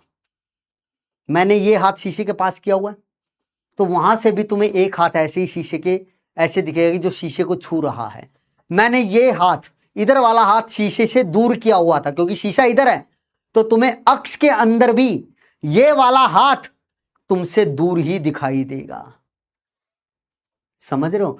तो क्या होता है भैया रूल, जो चीज शीशे के नजदीक होगी अक्ष में भी वो चीज नजदीक बनेगी, जो चीज शीशे से दूर रखोगे तुम, जो हिस्सा दूर रखोगे वस्तु का, अक्ष में भी वो दूर ही बनेगा। खड़े होके देख लेना भाई, शीशे के सामने तुम खड़े हो जाना, शीशे के सामने तुम खड़े हो जाना, शीशे के सामने ऐसे सिर कर देना। तो तुमने क्या किया बेटा, शीशे के नजदीक सिर किया है, तो भैया अक्ष में भी देखना उसका सिर भी क्या होगा, शीशे के अक्ष का भी सिर क्या होगा, नजदीक होगा। अगर तुमने क्या किया भैया, एक टांग को ऐसे कर लिया पीछे की तरफ, शीशे से दूर कर लिया, और ऐसे तुम सुपरमैन बने हो भाई, ले दोनों हाथ ऐसे और एक टांग पीछे, तो अक्ष में भी देखना भाई दोनों हाथ तुम्हारी तरफ होंगे और एक टांग दूर होगी भैया। तो जब भी किसी वस्तु का अक्ष बनाना हो तो कैसे बनाते हैं भैया, जो वस्तु का हिस्सा शीशे के नजदीक होगा वही अक्ष के अंदर भी नजदीक होगा, जो वस्तु का हिस्सा शीशे से दूर होगा उसका अक्ष भी शीशे से दूर ही बनेगा। ठीक है, पहली बात। और दूसरा भाई, वस्तु का जो ऊपर वाला हिस्सा होता है अक्ष में वो हमेशा ऊपर बनेगा, वस्तु का जो नीचे वाला हिस्सा होता है अक्ष में वो हमेशा नीचे बनेगा। मतलब ऊपर का ऊपर रहेगा, नीचे का नीचे। जब तुम शीशे के सामने खड़े होते हो तुम्हारा चेहरा तो ऊपर ही है ना भाई, ऐसा थोड़ी ना सर अक्ष के अंदर तुम्हारा चेहरा नीचे चला जाता है और पांव ऊपर आ जाते हैं सर, ऐसा थोड़ी ना होगा भाई। तुम्हारा चेहरा ऊपर है तो शीशे में तुम्हारे अक्ष का चेहरा भी ऊपर ही दिखेगा तुम्हें, पांव तुम्हारे नीचे हैं तो भैया अक्ष के भी पांव नीचे ही दिखेंगे तुम्हें। ठीक है। और दूसरा, सिर्फ बदलाव क्या आता है, एक जगह आता है, मैंने क्या कहा, ऊपर का हिस्सा ऊपर ही रहेगा, नीचे का हिस्सा नीचे रहेगा। शीशे के जो नजदीक तुमने भाग किया है अक्ष में भी वो नजदीक रहेगा, शीशे से जो तुमने दूर किया है भाग वो अक्ष में भी दूर बनेगा। बस पलटता क्या है, बाएं का दाएं हो जाएगा, दाएं का बाएं हो जाएगा। अगर तुम शीशे के सामने ऐसे खड़े हो जाओगे तो ऐसा करना भाई, क्या समझना, इसको ऐसे समझ सकते हो, तुम खड़े हो, तुम्हारे सामने तुम्हारा दोस्त तुम्हारे चेहरे की तरफ करके खड़ा है, चेहरा करके खड़ा है, तुम कहना भैया, अब ऐसा समझना कि तुम हो और तुम्हारा दोस्त तुम्हारा अक्ष है, तो तुम बोलना कि भैया अपना राइट हैंड उठाओ, तो तुम ये हाथ उठाओगे तो देखना वो अपना दूसरा हाथ उठाएगा, दूसरी तरफ वाला। तुम कहोगे लेफ्ट हैंड उठाओ तो वो तुम्हारा इसी साइड वाला हाथ नहीं उठाएगा, वो दूसरे वाला उठाएगा।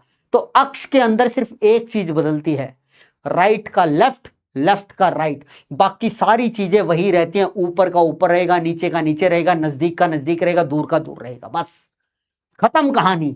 अगर यह चीज तुम्हें समझ में आ गई है तो अभी इस चीज को तुम बहुत अच्छे से समझ सकते हो। कैसे सर, जरा समझा दो एक बार। तो देखना भाई, इस वाले हिस्से को देख, ये वाला हिस्सा है भैया, इसको ऐसे समझ, इसको ऐसे समझ। एक पेन और चाहिए मुझे, एक पेन और चाहिए मुझे। बेटा मैंने ये देखो ये ऐसे लगा दिया मान लो पेन, तो बेटा ये देखो ये निब कहां पे है, ये निब सर शीशे की तरफ, इसको शीशा मानो। तो बेटा अक्ष में भी क्या होगी, ये निब जो होगी शीशे की तरफ ही तो होगी, ऐसी तो इमेज बनेगी।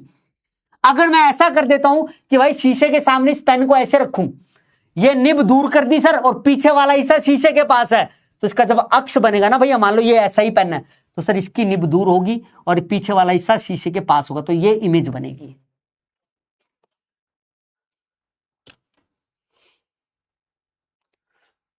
ये क्या हुआ भैया,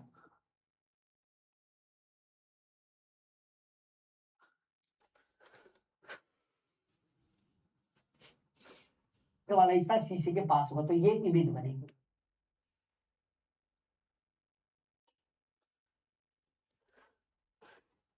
ये क्या हुआ भैया, अरे बेटा मेरी वीडियो चली गई थी क्या, एक बार बताइए, वीडियो चली गई थी क्या मेरी?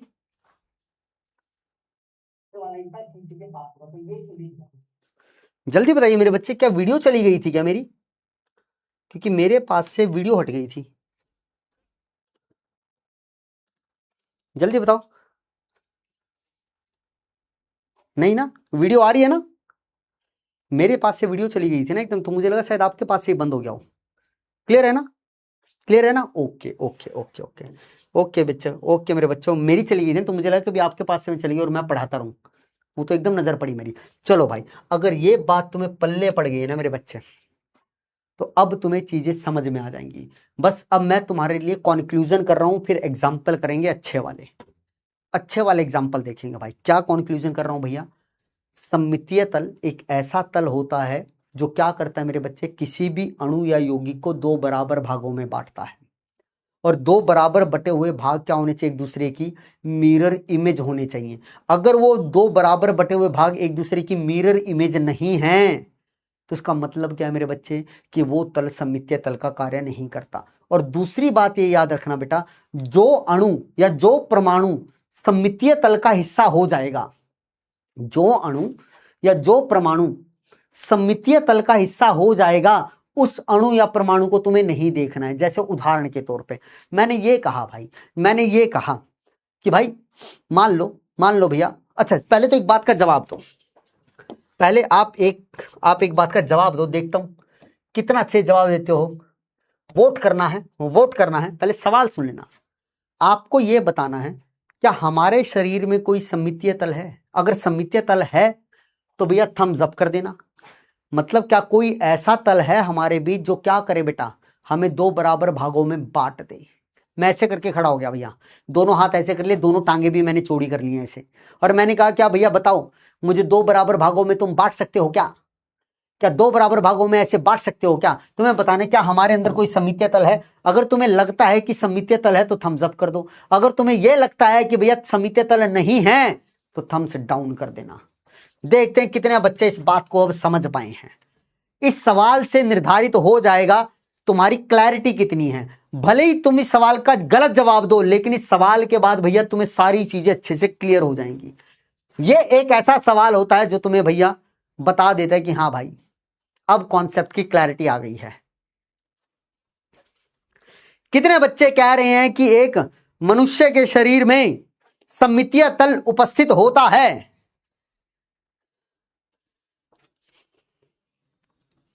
जो कह रहे हैं हाँ वो थम्स अप करो, जो कह रहे हैं ना वो थम्स डाउन कर दो भाई। मजा आ जाएगा तुम्हें मजा आ जाएगा। और बैठ जाना भैया, मैंने खड़ा किया था ना, बैठ जाना। लो भैया शो रिजल्ट। अरे भैया 90% बच्चों ने या कोई 91% बच्चे कह रहे हैं कि सर हमें सममितीय तल होता है, और भैया 9% बच्चे कह रहे हैं कि हमें सममितीय तल नहीं होता है। तो मेरे बच्चों, मेरे बालकों, भैया जिन बच्चों ने ये कहा है ना कि हमारे अंदर सममितीय तल नहीं होता, जरा एक बार खड़े हो जाओ अपनी जगह से। कसम है तुम्हें भैया नीट की छोड़ो, अभी तो 12th के बोर्ड एग्जाम्स की कसम, अगर तुम खड़े नहीं हुए तो, जिन्होंने ये कहा है कि हाँ सर हमारे अंदर सममितीय तल नहीं है, एक बार खड़े हो जाओ भाई, खड़े हो जाओ, जल्दी से खड़े हो जाओ, और ऐसे हाथों को कर लो और ऊपर देखो, देखो बोलो, और जो जो मैं बोल रहा हूं वो बोलो, ऊपर देखते हुए कहो हे भगवान हमें इतना समझदार क्यों बनाया। बोलो जल्दी बोलो, नहीं बोलोगे देख लो, नहीं बोलोगे देख लो भैया, कसम दे दूंगा तुम्हें बोर्ड एग्जाम्स की, अगर नहीं खड़े और नहीं बोला तो। बोलो हे भगवान हमें इतना समझदार क्यों बनाया। मतलब इस सवाल का जवाब हमने ये दिया कि हमारे अंदर सममितीय तल नहीं है, कि इतना सही जवाब हम कैसे दे सकते हैं। अरे बेटा एकदम सही जवाब है भाई, एकदम सही जवाब है। सर ये तो खेला कर रहे हो, सर ये तो खेला कर रहे हो आप, ऐसा ही होता है। जिन बच्चों ने ये कहा कि हमें कोई सममितीय तल नहीं है भैया, वो एकदम सही है। बाकी जो 91% बच्चे हैं उनका तो पोपट हो गया। सर मेंढक से पोपट बना दिया आपने, तो मैंने नहीं बनाया, आप खुद बने हैं। सिर्फ 9% बच्चे ही का ही सही जवाब है, चाहे उन्होंने तुक्का मारो या कुछ और किया हो, मुझे नहीं पता भाई। लेकिन अगर समझ के किया है तो भाई साहब ताड़ियां बजा लो अपने लिए। वो जो 9% बच्चे खड़े थे, और पीठ थपथपा लो कि हाँ भैया आज तो हमने कुछ बड़ा ही काम कर दिया है। और भैया अपनी सीट पे विराजमान हो जाइए एकदम शहंशाहों की तरह, ऐसे बैठ जाओ भाई, ऐसे हाथ रखो तो और ये समझो जिन्होंने ये दिया था ना कि होता है उनको ऐसे करो, आ गए नालायक। बोलो नालायक बोलो, इनको नालायक बोलो, इन मेंढकों को नालायक बोलो। अभी देखो मैं समझाता हूं, अभी देखो भाई मैं तुम्हें समझाता हूं कि हमारे अंदर कोई सममितीय तल नहीं है। कैसे नहीं है जरा समझना भाई। भैया सममितीय तल का मतलब क्या है कि जो मुझे दो बराबर भागों में बांट दे, ठीक है। तो तुमने क्या सोचा होगा, सर ऐसे बीच में से आपको हम काटेंगे, आरी ले लेंगे और आपको ऐसे काटेंगे, ऊपर से काटते हुए आएंगे। सर आपकी नाक आधी कटेगी, आधी नाक इधर आधी नाक इधर, एक आंख इधर एक आंख इधर, होठ भी आधे आधे कट गए सर, आधे होठ इधर आधे होठ इधर, यहां से गर्दन भी कटती जाएगी सर, बीच में से काटते हुए चले जाएंगे, एक हाथ इधर एक पांव इधर, एक हाथ इधर एक पांव इधर। आपने एकदम सही सोचा होगा ना भाई। लेकिन मेरे बच्चे सममितीय तल का मतलब क्या है भाई, बराबर भाग में बंटना, और वो बराबर भाग क्या होने चाहिए, एक दूसरे की मिरर इमेज। तुमने बाहर से तो देख लिया कि सर एक हाथ इधर है तो एक हाथ इधर है, इस आंख का प्रतिबिंब ये बन गया सर, अगर बीच में शीशा मान लूं सर, इस नाक का इधर बन गया और होठों का कटे हुए आधे का इधर बन गया। लेकिन भाई अंदर जो मेरा दिल है, यहां पे जो दिल था, इधर कहां पे उसका प्रतिबिंब बना भैया, बराबर भागों में तो बटा ही नहीं, क्योंकि दिल तो एक ही था। बराबर भागों में कब कटता, जब एक दिल इधर एक दिल इधर। फेफड़े दो थे तो मान लिया सर एक फेफड़ा इधर एक फेफड़ा उधर, किडनी दो थी तो मान लिया एक किडनी इधर एक किडनी उधर। लेकिन भैया दिल कहां से लेकर आओगे दूसरा। तो इसीलिए कहा था कि भैया मिरर इमेज बननी चाहिए, और तुम क्या देख रहे हो, सिर्फ बाहरी बनावट देख रहे हो। भैया कटूंगा तो अंदर के हिस्से भी तो देखे जाएंगे ना मेरे। मोटा मोटा देखोगे तो यही तो कहोगे सर दिल इधर है आपके, तो अगर ये शीशा है तो इस दिल की जो इमेज है वो यहां बननी चाहिए थी, लेकिन यहां तो खाली पड़ा है भाई। तो कहां से हमारे अंदर प्लेन ऑफ सिमिट्री आ गई, नहीं आई। हमारे अंदर क्या प्लेन ऑफ सिमिट्री आ गई, नहीं आई सर, नहीं आई नहीं आई नहीं आई। मैंने कहा ठीक है ना भाई, नहीं आई तो नहीं आई, तो याद रखना हमारे अंदर कोई भी सममितीय तल नहीं है। ठीक है पोपट हुआ ना, हाँ सर ये तो पोपट कर दिया सर ये तो पोपट कर दिया सर आपने। चलो भाई, चलो भाई, इसको ऐसे बनाता हूं, देखो। अब अगला सवाल करवा रहा हूं, अब अगला सवाल करवा रहा हूं। अब जरा सुनना भाई, अब जरा सुनना। मैंने क्या किया, मैंने कुछ ऐसा कर दिया, देखो ये लो भाई। अब थोड़ा सा सवाल करते हैं। मैंने लिखा यहां पे CH3, ठीक। मैंने यहां पे लिखा CH3, ठीक है, बढ़िया है, ठीक। और मैंने कहा भाई तुम्हें, जरा सुनना बातों को, क्या इसके अंदर कोई प्लेन ऑफ सिमेट्री है? तो बच्चों का, जिन बच्चों ने पढ़ रखा है देखो वो बढ़िया, जिन्होंने 11वीं में ये चीज पढ़ी हो ना उनके लिए बहुत बढ़िया, शानदार बात है। लेकिन जिन्होंने नहीं पढ़े वो कॉन्सेप्ट समझना। अभी बताता हूं सर ये मोटी लाइन का मतलब क्या है, ये ऐसे ऐसे लगा दी, इसका मतलब क्या है। तो बेटा देखो, कोई बच्चा कहेगा सर इसको ऐसे काट दो, इसको ऐसे काटो सर, तो देखो ये दोनों कट गए सर, आधा हिस्सा इधर आधा हिस्सा इधर। यहां CH3 दिख रहा है तो सर यहां भी CH3 दिख रहा है। यहां पे ये कार्बन है सर, तो यहां पर भी ये कार्बन दिख रहा है सर मुझे, ये देखो ये कार्बन दिख रहा है सर, इधर कार्बन दिख रहा है। इस कार्बन पे 2 हाइड्रोजन होंगे सर, तो इस कार्बन पे भी 2 हाइड्रोजन मुझे दिख रहे हैं सर एकदम प्रतिबिंब में। क्योंकि देखो सर ये शीशा है, ये दोनों हाइड्रोजन शीशे से दूर जा रहे हैं, तो प्रतिबिंब में भी ये दोनों शीशे से दूर जा रहे हैं। ये कार्बन इधर है सर शीशे के पास, तो ये प्रतिबिंब में भी शीशे के पास।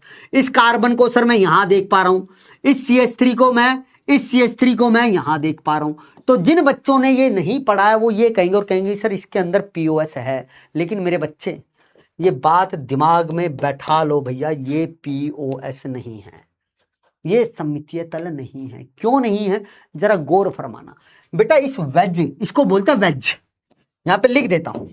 ये जो मोटा सा बॉन्ड बनाया ना ऐसे मैंने एकदम भर के, इसको बोला जाता है वेज। अंग्रेजी में इसकी स्पेलिंग होती है ये वेज। इस लाइन को बोलते हैं बेटा डैश।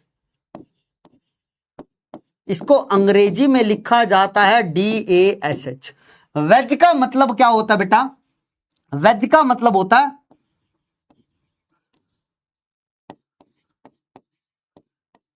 तल के ऊपर या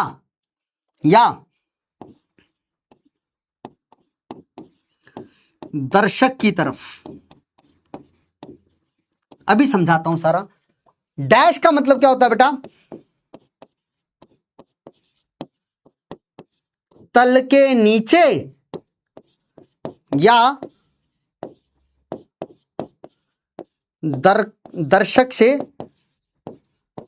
दूर, ठीक है। अब समझना भाई, अब ये समझना मेरे बच्चे, अरे मेरे लाडले, अभी देखना भाई क्या हो रहा है।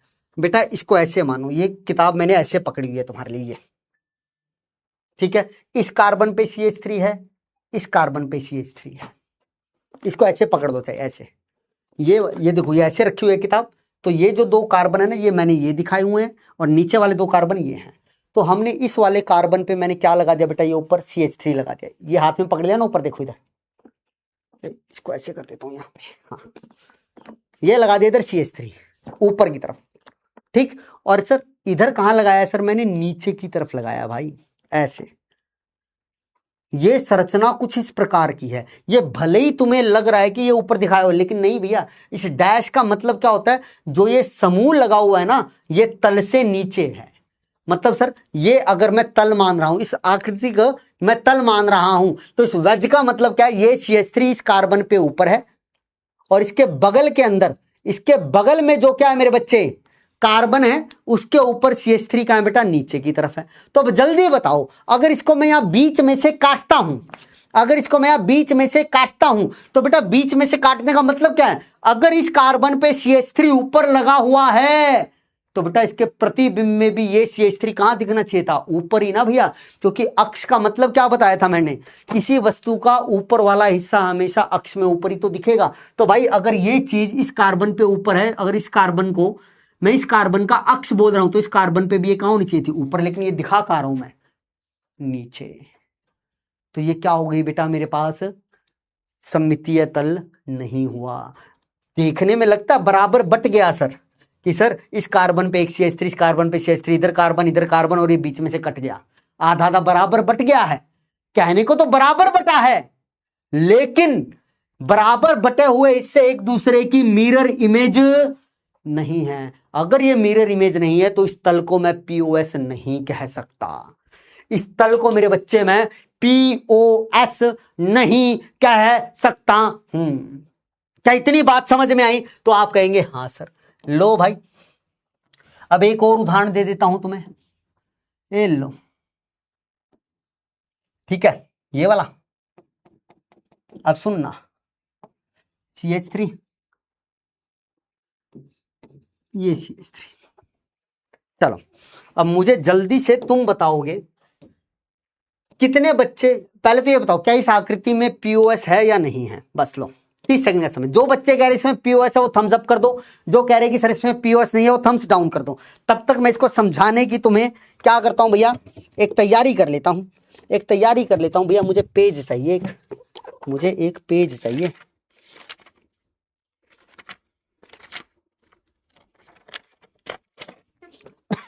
तब तक मैं इसको समझाने की तैयारी कर लेता हूं मेरे बालकों।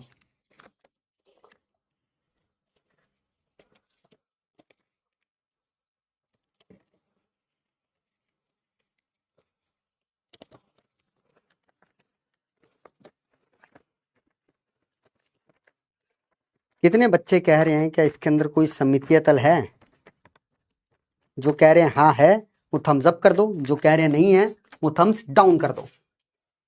अच्छा, ओहो, मैंने तुम्हारी चैट तो खोली ही नहीं। अच्छा, ये तो थम पोल तो आ ही जाता है ना अपना। 50-50% ही लगा लो भाई, कि 50% बच्चे कह रहे हैं इसमें है और 50 कह रहे हैं कि नहीं है भाई। ठीक है, ठीक है, अब समझना, इसको समझाता हूँ बेटा। ये क्या है तुम्हारे लिए, ऐसा समझ लो, ये वो मैंने बनाए हुए साइक्लोहेक्सेन। देखो, ये ऊपर वाला कार्बन, ये बगल वाला, ये बगल वाला, ये बगल वाला, ये बगल वाला, ये बगल वाला। ठीक है, इसको ऐसे रख रहा हूँ देखो तुम्हारे सामने। ये है तुम्हारे वो साइक्लोहेक्सेन, समझ रहे हो? कार्बन कार्बन कार्बन कार्बन, ये कार्बन ये कार्बन। ऊपर वाले कार्बन पे भैया मैंने CH3 लगाया हुआ है। कहाँ? ऊपर की तरफ, या फिर ऐसे समझ लो ये आगे की तरफ लगा दिया ऐसे, क्योंकि मैंने बोला था ना बेटा, इस वेज का मतलब क्या होता है? तल के ऊपर या दर्शक की तरफ। दर्शक कौन? अब तुम हो। दर्शक कौन है बेटा? अभी दर्शक तुम हो मेरे बच्चे। तो भैया इसका मतलब मैं ये ले सकता हूं कि ये CH3 तुम्हारी तरफ है, इस तरीके से ये ऐसे लगा हुआ है तुम्हारी तरफ, इस वाले कार्बन पे। और नीचे डैश का मतलब क्या होता है बेटा? एक और, कि ये दर्शक से दूर है। दर्शक तुम हो तो ये वाला पेन क्या है बेटा? तुमसे दूर है, इस तरफ ऐसे है। देखो ये इधर दिखाया मैंने, ये तुमसे दूर है। ये आकृति कुछ ऐसे बनी हुई है, ये आकृति कुछ ऐसे बनी हुई है भाई, ऐसे। अब मैंने पूछा क्या इसके अंदर कोई सममितीय तल है? सममितीय तल है, तो मैं कहता हूं भाई इसमें सममितीय तल है। कैसे करो? इसको ऊपर से ऐसे काटो, ऐसे काटो बेटा। सममितीय तल को एक क्या मान लो? दीवार की तरह माना करो, इसकी तरह दीवार। तो मतलब क्या कर रहे हो? एक दीवार बनाते हुए आ रहे हो सर। उस दीवार के अंदर ये वाला हिस्सा भी आ गया और वो दीवार इसके बीच में से बनती हुई आई सर, और नीचे की तरफ आ गई। और नीचे ये वाला हिस्सा था, ये भी दीवार के अंदर चिन्ह दिया गया। दीवार के अंदर जो चीज आ गई है तुम्हें उसे नहीं देखना है। अब ये वाला देखो, जो आगे की तरफ हिस्सा था और ये कार्बन था, और जो ये पीछे की तरफ हिस्सा था और ये कार्बन था जिसपे ये लगा हुआ है, ये ऊपर वाला कार्बन और नीचे वाला कार्बन, ये आगे की तरफ हिस्सा और ये पीछे वाला हिस्सा, ये तो किसका हिस्सा बन गए हैं बेटा? उस तल का हिस्सा बन गए हैं। तो तल के अंदर जो चीज आ जाए उसे नहीं देखना है, जो तल के बाहर हो ना उसे देखना है, उसे देखना है तुम्हें यहां पे। तो मेरे बच्चे मैं क्या कहता हूं भाई, मैं ये कहता हूं कि सर इसको ऐसे काटो, इसको ऐसे काटो। तो ऐसे काटने पे क्या होगा? ऐसे काटने पे सर ये वाला समूह जो आगे लगा हुआ है ये भी इस तल के अंदर आ गया, ये वाला हिस्सा ये भी क्या हुआ सर? इस तल के अंदर आ गया, ये कार्बन भी और ये कार्बन भी। तो जहां जहां से तल गुजरा है अब तुम्हें उसे नहीं देखना, तल से बाहर वाली चीज को देखो। तो सर तल से बाहर ये है, ये है, ये है, ये है और ये वाली लाइनें हैं। तो ये तो बराबर बराबर कट गई ना सर। ये वाला हिस्सा यहां दिख गया, ये वाला हिस्सा यहां दिख गया, ये वाली जो रेखा थी इधर दिख गई और ये वाली जो रेखा थी ये इधर दिख गई। तो सर इसमें क्या है? सममितीय तल उपस्थित है। इसमें क्या है सर? इसमें सममितीय तल उपस्थित है। तो इसमें प्लेन ऑफ सिमिट्री है। ठीक है, एक और उदाहरण लेता हूं, बस एक दो उदाहरण और फिर पीओएस खत्म करते हैं। फिर COS पे चलेंगे, फिर COS पे चलेंगे। ठीक है, मैंने ये लिखा भाई, अब ऐसे ही लिख रहा हूं, CH3 CH3। इसमें बताओ भाई, इसमें बताइए मेरे बच्चे, क्या इसमें POS होगी या नहीं होगी? वोट कीजिए जल्दी से, मुझे जल्दी से बेटा वोट कीजिए। कितने बच्चे कह रहे हैं इसके अंदर POS होगी? जो कह रहे हैं होगी वो थम्स अप कर दो, जो कह रहे हैं नहीं होगी वो थम्स डाउन कर दीजिए। इसके लिए बेटा चैट खोलने की जरूरत नहीं है मुझे। अब बस देखते हैं कितने बच्चे इसका सही जवाब लगा पाते हैं। बस तुम्हें वो तल खोजना है जो इसको दो बराबर भागों में बांटे, और दो बराबर बटे हुए भाग क्या हो बेटा? एक दूसरे की मिरर इमेज हो। अब देखो यहां पे मैंने सीधी रेखाएं लगाई हैं, वेज डैश नहीं बनाया बेटा। तो अब ये दोनों तुम सेम तरफ मान सकते हो। अब उसने कुछ नहीं बोला कि कौन सा वेज है कौन सा डैश है, तो इन दोनों CH3 को तुम क्या मानो? या दोनों को ऊपर मानो या दोनों को नीचे मानो, एक तरफ मानोगे। अब ये नहीं कह रहे सर मैं इसको ऊपर मानूंगा इसको नीचे मानूंगा, ऐसा नहीं, एक तरफ मान के चलोगे अब। ठीक है, देखते हैं कितने बच्चे सही जवाब देते हैं मेरे बालकों। तो मेरे बच्चों यहां पर 60% बच्चों ने कहा इसके अंदर कोई POS नहीं है, केवल 40% बच्चे कह रहे हैं कि सर इसके अंदर POS है। तो मेरे बच्चे देख, अब ये प्रैक्टिस की चीजें हैं, देखो भाई अब ये प्रैक्टिस की चीजें हैं। अब मैं कितने भी करवाता रहूं तुम्हारे लिए कुछ ना कुछ नया यहां पे हो जाए, लेकिन अब तुम्हें देखना आना चाहिए। तो भाई देखना, मैं इसको ऐसे काटता हूं, कट गया। कैसे कट गया सर? दिखलाओ तो देख भाई, ये वाला कार्बन इधर दिखा, ये वाला कार्बन इधर दिखा, ये वाला कार्बन इधर दिखा। ठीक है, ये वाली जो लाइन है ये इधर दिख गई, ये वाली लाइन इधर दिख गई, और सर इस कार्बन पे जो CH3 था वो इधर दिख गया, क्योंकि ये वाला कार्बन इधर दिख रहा है ना भैया, तो इस पे जो CH3 है तो इसी पे तो दिखेगा, तो बराबर बराबर तो बट गया। और मैंने क्या बोला, जब तुम्हें वेज डैश ना दे रखा हो तो तुम क्या मान के चलते हो भैया कि दोनों ये सेम तरफ लगे हुए हैं, तो ये POS इसके अंदर उपस्थित है, ये POS इसके अंदर उपस्थित है मेरे बच्चे। ठीक है, क्या ये बात क्लियर हुई? क्या ये बात क्लियर हुई क्या मेरे बच्चे? आप कहेंगे कि हाँ सर। अब इसके ऊपर आ जाओ, अब ये सवाल POS के ऊपर होगा, ये सवाल POS के ऊपर ही होगा, क्योंकि देखो बेटा तुम्हें एक चीज कही जाती है, नोट डाल के ये चीज लिखना, नोट डाल के ये चीज लिख लेना भाई, ये सवाल करवाने में मदद करती है। क्या? यदि किसी अणु में POS या COS उपस्थित हो तो वह अणु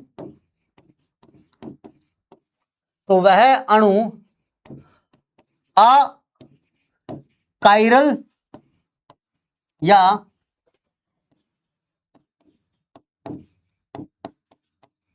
प्रकाशीय अक्रिय कहलाता है। देखो भाई ये चीज तुम देख लो भाई बस, कि यदि किसी अणु में तुम्हें POS दिख जाए या फिर COS दिख जाए या दोनों ही दिख जाएं, तो उस अणु को आंख बंद करके क्या बोलो कि ये प्रकाशीय अक्रिय है। और प्रकाशीय अक्रिय अणु को तुम कई बार क्या बोलते हो? अकाइरल अणु भी बोलते हो। कहीं पे लिखा आ जाए ना अकाइरल अणु बताओ कौन सा इनमें से, तो इसका मतलब वो किसके बारे में पूछ रहा है? प्रकाशीय अक्रिय के बारे में पूछ रहा है, प्रकाशीय अक्रिय के बारे में पूछ रहा है। ठीक है, तो जब भी तुमसे ये पूछे प्रकाशीय अक्रिय है या सक्रिय है, तो वहां पे POS और COS देखना चालू करता हूं। जैसे इसके अंदर देखो, क्या कोई POS होगी मेरे बच्चे? जल्दी बोलो, अब तुम्हें ये आनी चाहिए बातें। क्या इसके अंदर कोई POS है? आप कहोगे हाँ है सर, मैं इसको ऐसे काट देता हूं, तो मतलब क्या हुआ सर? ये दोनों OH तो तल का हिस्सा बन गए सर, और ये बराबर बराबर कट गए। तो बेटा जो चीज तल का हिस्सा हो जाते हैं उसको नहीं देखना होता है, तल से बाहर वाली चीज को। तो इसमें POS है। क्या इसके अंदर कोई POS है? क्या इसको तुम किसी तरीके से दो बराबर हिस्सों में काट सकते हो, और वो दो बराबर बटे हुए हिस्से क्या मिरर इमेज का काम करेंगे? कोई कहे सर इसको ऐसे काटो, काट लो भाई, नहीं कटे सर। बाकी सब कट गया सर, लेकिन OH की जगह क्या दिख रहा है? CH3, क्योंकि OH का प्रतिबिंब तो OH ही बनना चाहिए था ना, या CH3 का प्रतिबिंब CH3 तो बनना चाहिए था। कोई कहे कि सर इसको ऐसे काट दो, तब भी बराबर नहीं कट रहे भाई। कोई कहे सर इसको ऐसे काट दो, काटो। कोई कहे ऐसे काट दो भैया, तब भी बराबर नहीं कटेंगे। किसी तरीके से देख लो भाई, यहां पे कोई भी POS नहीं हो। क्या यहां कोई POS है क्या? हाँ सर, इसको ऐसे काट दो सर। OH तो किसका हिस्सा बन गया सर? तल का हिस्सा बन गया, तो इसको तो अब देखना नहीं है सर, तो तल से बाहर जो चीजें सिर्फ उसको देखो। तो यहां पे आ गई सर POS। क्या यहां पे है क्या POS? हाँ सर, इधर भी है POS। ये लो सर, ये है POS, देख लेना। ठीक है, तो मैं लिख देता हूं भाई, यहां पे POS है। ये कलर दिखता नहीं होगा यार शायद, है ना? मैं दूसरा कलर यही ले लेता हूं।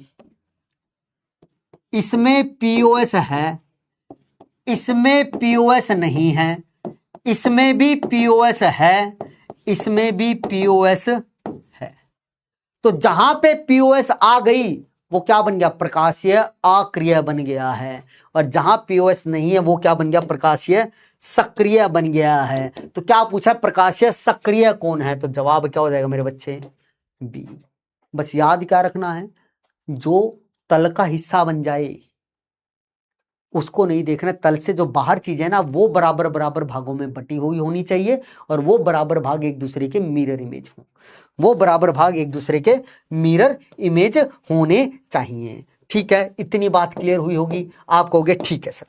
जल्दी से बताओ बेटा, क्या ये बात सभी को, क्या ये बात सभी को समझ में आ गई है? फिर मैं आगे बढ़ता हूं किसकी तरफ? सममितीय केंद्र की तरफ, सममितीय केंद्र की तरफ। अगर मेरे मेंढकों को ये बात समझ में आ गई है तो भैया जल्दी से चैट बॉक्स में आग लगा दो। और जिनको लग रहा है सर थोड़ी थोड़ी सी कम समझ में आई है, तो वो यहाँ पे अपना मुस्कुराता हुआ चेहरा भेज दो, ताकि पता तो चले भैया क्या कहते हैं आप, क्या कहते हैं मेरे प्यारे मेंढक। Centre of symmetry. Yes yes yes yes yes yes yes yes, सबको समझ में आ गई है, सबको समझ में आ गई है। अरे वाह भैया वाह, चिंता मत करो बेटा, अभी सवाल होंगे, अभी सवाल होंगे। इनकी एप्लीकेशन तुम्हें पता चले, तुम्हें पता चल जाएगा इस POS और COS का कितना बड़ा योगदान है हमारा क्वेश्चंस के अंदर। अगर ये समझ में आ गई तो तुम्हें चीज़ें क्लियर हो जाए। तो ज़्यादातर बच्चों को चीज़ें समझ में आ गई हैं।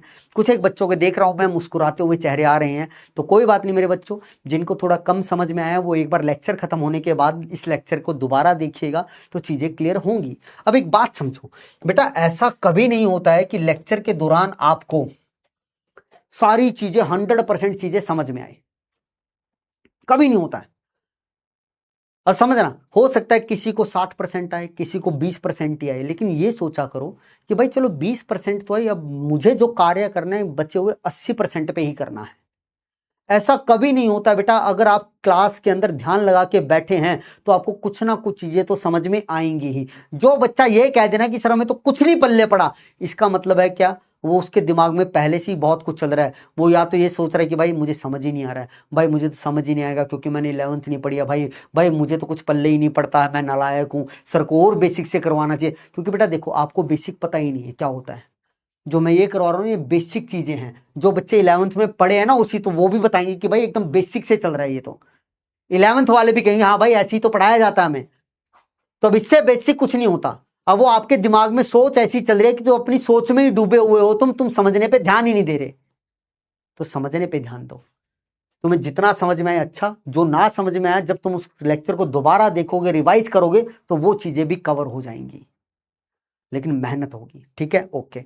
अब आता है सर सेंटर ऑफ सिमेट्री, जिसे हम प्यार से क्या कहते हैं बेटा?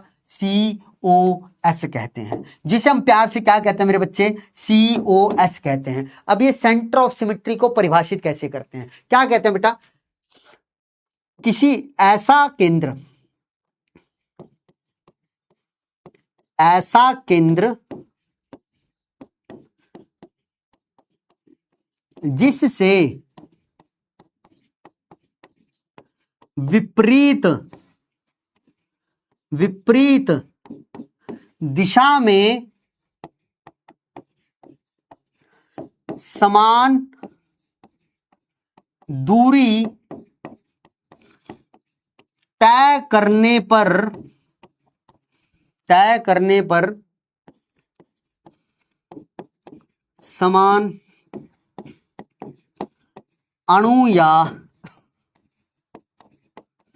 परमाणु मिले तो उस केंद्र को सेंटर ऑफ सिमेट्री कहते हैं। तो उस केंद्र को क्या कहते हैं बेटा? हम सेंटर ऑफ सिमेट्री कहते हैं। क्या है भैया ये सेंटर ऑफ सिमेट्री? जरा समझना बेटा, एक उदाहरण से ही तुम्हें चीजें क्लियर हो जाएंगी। भैया ये एक मैंने वस्तु मान ली, मैंने ये एक वस्तु मानी और मैंने कहा बताओ भैया क्या इसके अंदर कोई सेंटर ऑफ सिमेट्री है? क्या इसके अंदर कोई सेंटर ऑफ सिमेट्री मतलब सममितीय केंद्र उपस्थित है? तो भाई तुम इसका केंद्र सोचो, केंद्र क्या है? तो तुम कहोगे सर इसका केंद्र कहीं यहां पे होगा। अब इस केंद्र को मैं इस अणु के लिए या इस वस्तु के लिए, इस केंद्र को क्या मैं इस वस्तु के लिए इसका सममितीय केंद्र कह सकता हूं? अब ये चेक करना पड़ेगा कि भाई क्या ये केंद्र सममितीय केंद्र कहलाएगा या नहीं कहलाएगा। तो उसके लिए मैंने क्या बोला कि भैया एक ऐसे केंद्र को सममितीय केंद्र कहा जाता है जिससे विपरीत दिशा में समान दूरी तय करने पर समान अणु या परमाणु मिले तो उस केंद्र को COS कहते हैं। जैसे उदाहरण के तौर पे मान लो बेटा मैं इस केंद्र से इस कोने की तरफ गया x दूरी तय करके, तो सर मुझे यहां पे क्या मिला सर? रखा हुआ आम मिला। तो सर इस तरफ गया, इस दिशा में मैंने x दूरी तय की, तो इसकी विपरीत दिशा क्या होगी सर? ये वाली होगी। तो उस दिशा में, इसके विपरीत दिशा में भी मैंने x दूरी तय की और यहां पे क्या रखा हुआ मिला बेटा? मुझे आम ही मिला। ठीक है सर। फिर मैंने क्या कहा कि भाई मैं इस केंद्र से इस दिशा में गया, कोई भी दूरी तय की, x y कुछ भी मान लो तुम, तो मुझे यहां पे क्या रखा मिला बेटा? एक सेब रखा मिला। तो सर इस दिशा की विपरीत दिशा क्या होगी? ये वाली होगी। और उस विपरीत दिशा के अंदर भी मैंने समान दूरी तय की और यहां पे क्या मुझे मिला बेटा? सेब मिला। फिर मैं क्या करता हूं बेटा? इस वाले केंद्र से ऊपर की तरफ जाता हूं, कोई दूरी तय करके x y z कुछ भी मान लो तुम। तो सर यहां पे मुझे मान लो क्या मिला? केला। तो इस दिशा के विपरीत दिशा क्या होगी सर? ये वाली। तो उसमें भी मैंने समान दूरी तय की सर, जितनी ऊपर दूरी तय की उतनी नीचे। तो यहां पे भी मुझे क्या मिला सर? केला। फिर मैंने क्या कहा सर? मैं इस तरफ गया, कोई दूरी तय करके, इसके विपरीत दिशा में भी समान दूरी तय की, तो यहां पर भी मुझे मान लो क्या मिली बेटा? कुछ मिला भैया। तो यहां पे मान लो क्या मिल गया? आड़ू मिल गया भाई, आड़ू। यहां पे भी क्या मिला? आड़ू। फ्रूट होता है ना आड़ू भाई। तो तुम्हें क्या मिल रहा है भाई? तुम कहोगे कि सर ये एक ऐसा केंद्र हमें मिल गया है इस वस्तु के अंदर कि अगर इस केंद्र से मैं किसी भी विपरीत दिशा में जाऊं और समान दूरी तय करूं तो मुझे समान चीजें मिल रही हैं। तो सर एक दिशा मैंने ये पकड़ ली कि मैं इस दिशा में गया सर x दूरी पे तो आम मिला, उसके विपरीत दिशा में आया समान दूरी पे तब भी आम मिला, तो समान चीज मिली विपरीत दिशा के अंदर समान दूरी तय करने पर। यहां पर भी क्या हुआ बेटा? ऊपर गया तो केला, नीचे आया तो समान दूरी पे विपरीत दिशा में तब भी केला। इधर गया तो सर सेब, इसकी विपरीत दिशा में समान दूरी पे आया तब भी सेब। इधर आया तो आड़ू, इधर आया तो आड़ू।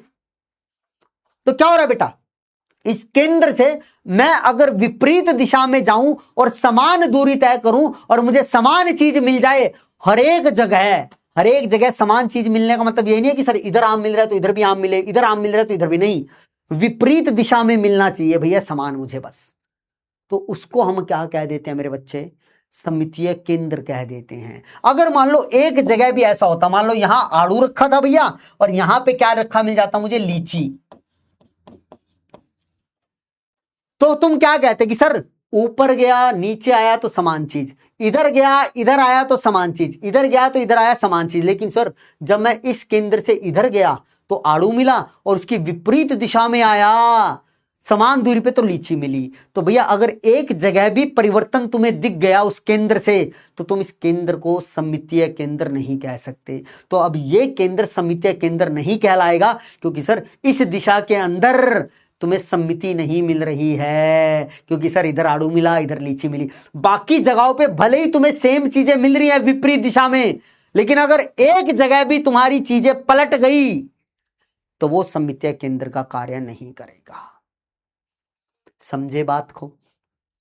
समझे कि नहीं समझे भाई? आप कहेंगे कि सर समझ गए हैं। तो बस मेरे बच्चे, यही होता है क्या हमारे पास सम्मितीय केंद्र होता है। जैसे इसका उदाहरण देता हूं मैं तुम्हें उदाहरण दे देता हूं। ले भाई, तुम्हें मजा आ जाएगा, तुम्हें इसके उदाहरण में मजा ही आ जाएगा भाई। अरे ये नहीं चाहिए भाई, हमें चाहिए ये वाला। ये देख, तुम्हें इसके अंदर मजा आ जाएगा उदाहरण। मान लो बेटा मैंने यहां पे ऐसा लिखा, ये एच है और ये नीचे दिखा रहा हूं ये बी आर है, ठीक है। मैंने इधर कहा भाई एच है, इधर इधर इधर इधर देखो, इधर कहा बी आर है, इधर कहा मैंने एच है, ठीक है। हाँ ठीक है, इधर एच एच ही लगा हुआ है, ठीक। मैंने कहा भाई बताओ जरा सुनना, सबसे पहले ए भाई तुम्हारे लिए सवाल है, तुम्हें क्या बताना है, क्वेश्चन देता हूं, देखता हूं कितने बच्चे कर पाएंगे, थोड़ा सोचना।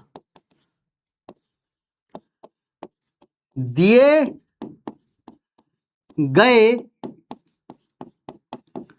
यौगिक में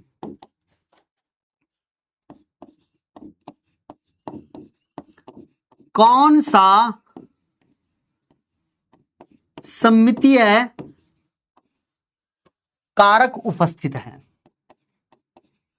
कारक उपस्थित है। पहला मतलब ए, POS, बी COS, सी दोनों डी,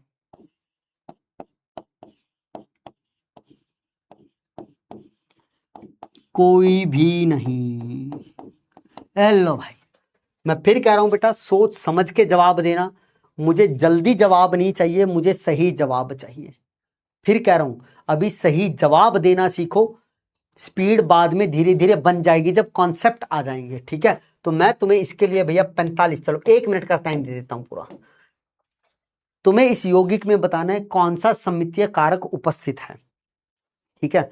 अब मुझे यार एक पतली सी कॉपी चाहिए यार, ये बहुत भारी हो जाती है मुझे उठानी ना।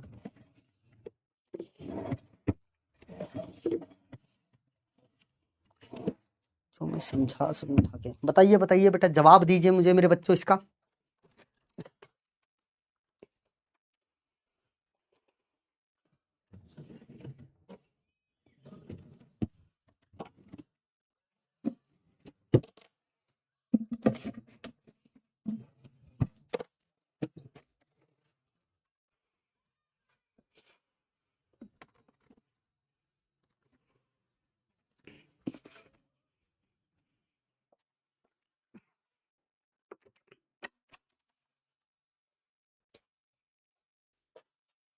देखते हैं कितने बच्चे इसका सही जवाब दे पाते हैं मेरे बालक। देखते हैं भाई, देखते हैं देखते हैं देखते हैं। सही जवाब आना चाहिए बेटा, जल्दी जवाब नहीं, मुझे इसका सही जवाब चाहिए। मैं फिर कह रहा हूं सही जवाब सीखो, एक बार सही जवाब देना सीख गए तो बेटा स्पीड अपने आप बना देते हैं। चलो भाई, इसका सही जवाब है मेरे बच्चे सी। सिर्फ 42% बच्चों ने, मतलब ज्यादातर बच्चों ने सही जवाब दिया है, ज्यादातर बच्चों ने सही जवाब दिया है। अब जिनको नहीं चीजें समझ में आई, अब वो जरा यहाँ पे गौर करना मेरे बच्चे, उनको समझा रहा हूं। अब गौर करना मेरे बच्चे, उनको मैं समझा रहा हूं, ठीक है। चलो भाई, अब इधर ध्यान देना बेटा। बेटा इस किताब को, ये वाली आकृति समझो, ये ऐसी किताब है, ठीक है। ये दोनों आगे वाले कार्बन है, ये वाले, और ये दोनों पीछे वाले कार्बन है, ठीक है। अब बेटा इधर वाले कार्बन पे, मतलब इधर वाले कार्बन पे मैंने क्या लगाया हुआ बेटा, एक ऐसे यौगिक लगा दिया। अब इसको ऐसे समझना बेटा, अब थोड़ा याद करना पड़ेगा तुम्हें। क्या सर इधर वाले कार्बन देखो, ये जो पेन पकड़ा मैंने, इस पेन को मैं ऐसे पकड़ लेता हूं, थोड़ा सा दिखे तुम्हें, कैसे पकड़ूं, ऐसे ही पकड़ना पड़ेगा। थोड़ा देखने की कोशिश करना मेरे बच्चे कि सर ऊपर H है इधर और नीचे क्या है बेटा, ब्रोमीन है। इसके विपरीत दिशा में जो कार्बन है, मतलब कहां पे बेटा, इसके डायगोनल पे, ये वाला इधर एक ऐसे लगा हुआ भाई, यहां पे उल्टी स्थिति होगी सर, ऊपर ब्रोमीन है नीचे हाइड्रोजन। अब सोच के चलना भाई, मैं थोड़ा नजदीक आता हूं, ऊपर इधर ब्रोमीन है और नीचे क्या है बेटा, यहां पे हाइड्रोजन, ऐसे। और इधर क्या है बेटा, ऊपर हाइड्रोजन है और नीचे ब्रोमीन है। मैंने कहा भाई यहां पे सबसे पहले देखो सममितीय तल है या नहीं है। तो किसी बच्चे ने ये सोचा होगा, कि सर इसको ऐसे काटूं क्या, ये लो, इसको ऐसे काटा, ठीक है। तो जल्दी से बताना बेटा, ये वाला जो कार्बन था, इसका प्रतिबिंब ये बन रहा होगा भैया इस शीशे में, ठीक है। और यहां पे ऊपर क्या दिख रहा है बेटा, ब्रोमीन। तो बेटा इसके प्रतिबिंब में भी यहां क्या दिखना चाहिए था, ऊपर मुझे ब्रोमीन। यहां पे नीचे क्या दिख रहा है बेटा, हाइड्रोजन। तो इसका प्रतिबिंब नीचे यहीं पे तो बनेगा बेटा, तो यहां क्या दिखना था, हाइड्रोजन, लेकिन ये बन नहीं रहा सर। तो इसका मतलब क्या हुआ कि सर ये तो सममितीय तल यहां पे है नहीं। लेकिन मेरे बच्चे अगर आप ये वाला सममितीय तल ले लें, जरा सुन के देखना भाई, तुम्हें मजा आ जाएगा अगर ये सवाल समझ में आए, जिन बच्चों ने गलत जवाब दिया है। ये चीज है बेटा ऐसे, ये चीजें, ये दो पेन मैंने पकड़े हुए हैं। अब बेटा मैं कर क्या रहा हूं, इसको ऐसे काट रहा हूं, देखो ऐसे, ये काट दिया मैंने दोनों कोने। तो बेटा इस तल को मैंने क्या कहा था, दीवार मानो। जब ये दीवार बनाऊंगा बेटा, इन दोनों कार्बनों को जोड़ते हुए, इन दोनों कार्बनों को काटते हुए, तो क्या होगा बेटा, ये वाला जो यहाँ पे यौगिक लगे हुए हैं, ऊपर हाइड्रोजन और नीचे ब्रोमीन, ये भी दीवार के अंदर आ गए। और इधर जो क्या लगे हुए हैं बेटा मेरे पास, ब्रोमीन ऊपर और नीचे हाइड्रोजन, तो ये भी दीवार के अंदर चिन्ह दिए गए हैं। तो मैंने क्या कहा था, जो चीज तल का हिस्सा बन जाए। अब यहां तल बनाते वक्त मुझे नहीं पता चल रहा है कि हाइड्रोजन और ब्रोमीन और ये ब्रोमीन और हाइड्रोजन तल का हिस्सा है या नहीं, लेकिन थोड़ा सोच के देखोगे भाई इसको ऐसे, तो यहां पे क्या दिखेगा सर, यहां पर इधर ऐसे लगे हुए हैं दोनों समूह, ऊपर हाइड्रोजन और नीचे ब्रोमीन, इधर ऐसे लगे हुए हैं सर। तो इन दोनों को मैं अगर ऐसे काटता हूं, तो सर ये दोनों समूह क्या होंगे बेटा, तल का हिस्सा आ जाएंगे। अगर तल का हिस्सा बन गए हैं ये दोनों समूह, तो अब इनको देखने की आवश्यकता ही नहीं है सर, ये तो तल के अंदर, मतलब दीवार के अंदर आ गए हैं। तो ये वाला कार्बन मुझे कहां दिख रहा है मेरे बच्चे, इधर दिख रहा है। बाकी तो बराबर बराबर कट ही गया सर, ये तो बराबर बराबर कट ही गया है सर। आप कहोगे सर शानदार बात है, तो ये पीओएस उपस्थित है, ये पीओएस उपस्थित है यहां पर मेरे बालक, ठीक है। अब कहोगे सर अब ये भी तो बताओ, क्या यहां पे सीओएस है, तो बेटा इसका केंद्र यहां कहीं होगा, इस अणु का केंद्र यहां कहीं होगा। तो अब जल्दी से बताना मेरे बालक कि अगर मैं इस केंद्र से इस दिशा में गया तो मुझे क्या मिला सर, यहां पे एक ऐसा कार्बन मिला सर जिसपे 2 हाइड्रोजन जुड़े हुए हैं। सर अगर मैं इस केंद्र से विपरीत दिशा में आया उस दिशा के और समान दूरी चला, तो सर यहां पे भी एक ऐसा कार्बन मिला जिसपे क्या है, मुझे हाइड्रोजन मिल रहे हैं। क्या मिल रहे हैं मेरे बच्चे, हाइड्रोजन मिल रहे हैं। तो सर केंद्र से विपरीत दिशा में समान दूरी चलने पे मुझे समान चीजें मिली। अब आओ भैया, अब असली खेला तो यहां पे शुरू होने वाला है। अब फिर से सोचो, यहां पे ऊपर क्या था मेरे बालक, यहां पे था सर हाइड्रोजन, ये केंद्र यहां कहीं होगा, इसका केंद्र यहां कहीं होगा। अब इस केंद्र से अगर मैं यहां ऊपर की तरफ आऊंगा तो मुझे क्या मिलेगा मेरे बच्चे, हाइड्रोजन। देखो इस केंद्र से मैं ऊपर की तरफ आ रहा हूं, तो इसकी विपरीत दिशा कहां होगी सर, इस केंद्र से नीचे की तरफ। तो यहां आगे जो था बेटा, उसके नीचे की तरफ क्या आ रहा है बेटा, हाइड्रोजन ही तो आ रहा है। तो मतलब इस केंद्र से ऊपर गया यहां हाइड्रोजन, इस केंद्र से नीचे आया, क्योंकि विपरीत दिशा में आना है ना भैया, 180 पे आना है, तो यहां ऊपर जा रहा हूं तो उसकी विपरीत दिशा यहां नीचे बनेगी, तो हाइड्रोजन। सर यहां पे देखो, यहां पे ऊपर क्या है, ब्रोमीन, तो इसकी विपरीत दिशा में यहां क्या है बेटा, नीचे ब्रोमीन। तो इसको ऐसे देख सकते हो, यहां ऊपर ब्रोमीन है सर आगे की तरफ, और यहां नीचे की तरफ पीछे ब्रोमीन है। तो अगर केंद्र से ऊपर की तरफ यहां आऊंगा तो ब्रोमीन मिलेगा, और उस केंद्र से नीचे की तरफ आऊंगा तो यहां ब्रोमीन मिलेगा। तो जल्दी से बताओ भैया, इस वाले केंद्र से किसी भी दिशा में चले जाओ सर, यहां गया ऊपर की तरफ हाइड्रोजन, इसकी विपरीत दिशा में नीचे आया तो हाइड्रोजन। सर यहां ऊपर गया तो ब्रोमीन, इसकी विपरीत दिशा में आया तो ब्रोमीन। तो सर हर जगह चलने पे सेम ही चीज तो मिल रही है, तो ये क्या हो गया मेरा सममितीय केंद्र। इसीलिए हम क्या कह रहे हैं मेरे बच्चे, इस अणु के अंदर, इस अणु के अंदर क्या उपस्थित है बेटा, दोनों चीजें उपस्थित हैं। और बेटा ये COS और POS देखना ना, ये तुम्हारी विवेक के ऊपर निर्भर करता है। विवेक का मतलब कि भैया तुम 3D में चीजें कितनी सोच पाते हो। तुमने सुना होगा ना एप्टीट्यूड के क्वेश्चन होते हैं, तो एप्टीट्यूड में ऐसी ऐसी चीजें पूछी जाती हैं, एप्टीट्यूड के अंदर ऐसी ऐसी चीजें पूछी जाती हैं। ठीक है, आप कहोगे कि हाँ सर ये बात तो शानदार तरीके से क्लियर हो गई है। अगर ये बात क्लियर हो गई है मेरे बालक,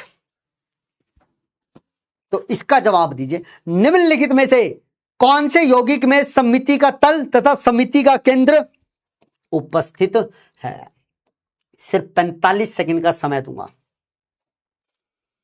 सिर्फ 45 सेकंड का समय दूंगा भाई, तुम्हें बताना इनमें से कौन सा ऐसा अणु है जिसके अंदर सममिति का केंद्र भी उपस्थित है, सममिति का तल भी उपस्थित है, दोनों चीजें उपस्थित हैं। बताओ।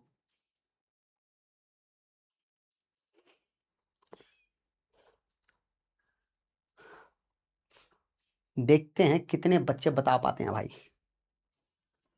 देखते हैं। एक मिनट, मैं इसका जवाब दे रहा हूं, मैं इसका जवाब दे रहा हूं। एक मिनट, पहले पोल को स्टॉप करता हूं, मैं इसका रैंडम जवाब दे रहा हूं मेरे बच्चे, ठीक है, क्योंकि मैंने आपको अभी वो नहीं किया ना, अनम्यूट नहीं किया। अनम्यूट करके दोबारा टाइम देता हूं। ये लो, अब बताओ, ताकि मुझे ऑप्शन यहां पे भी दिख जाते हैं ना।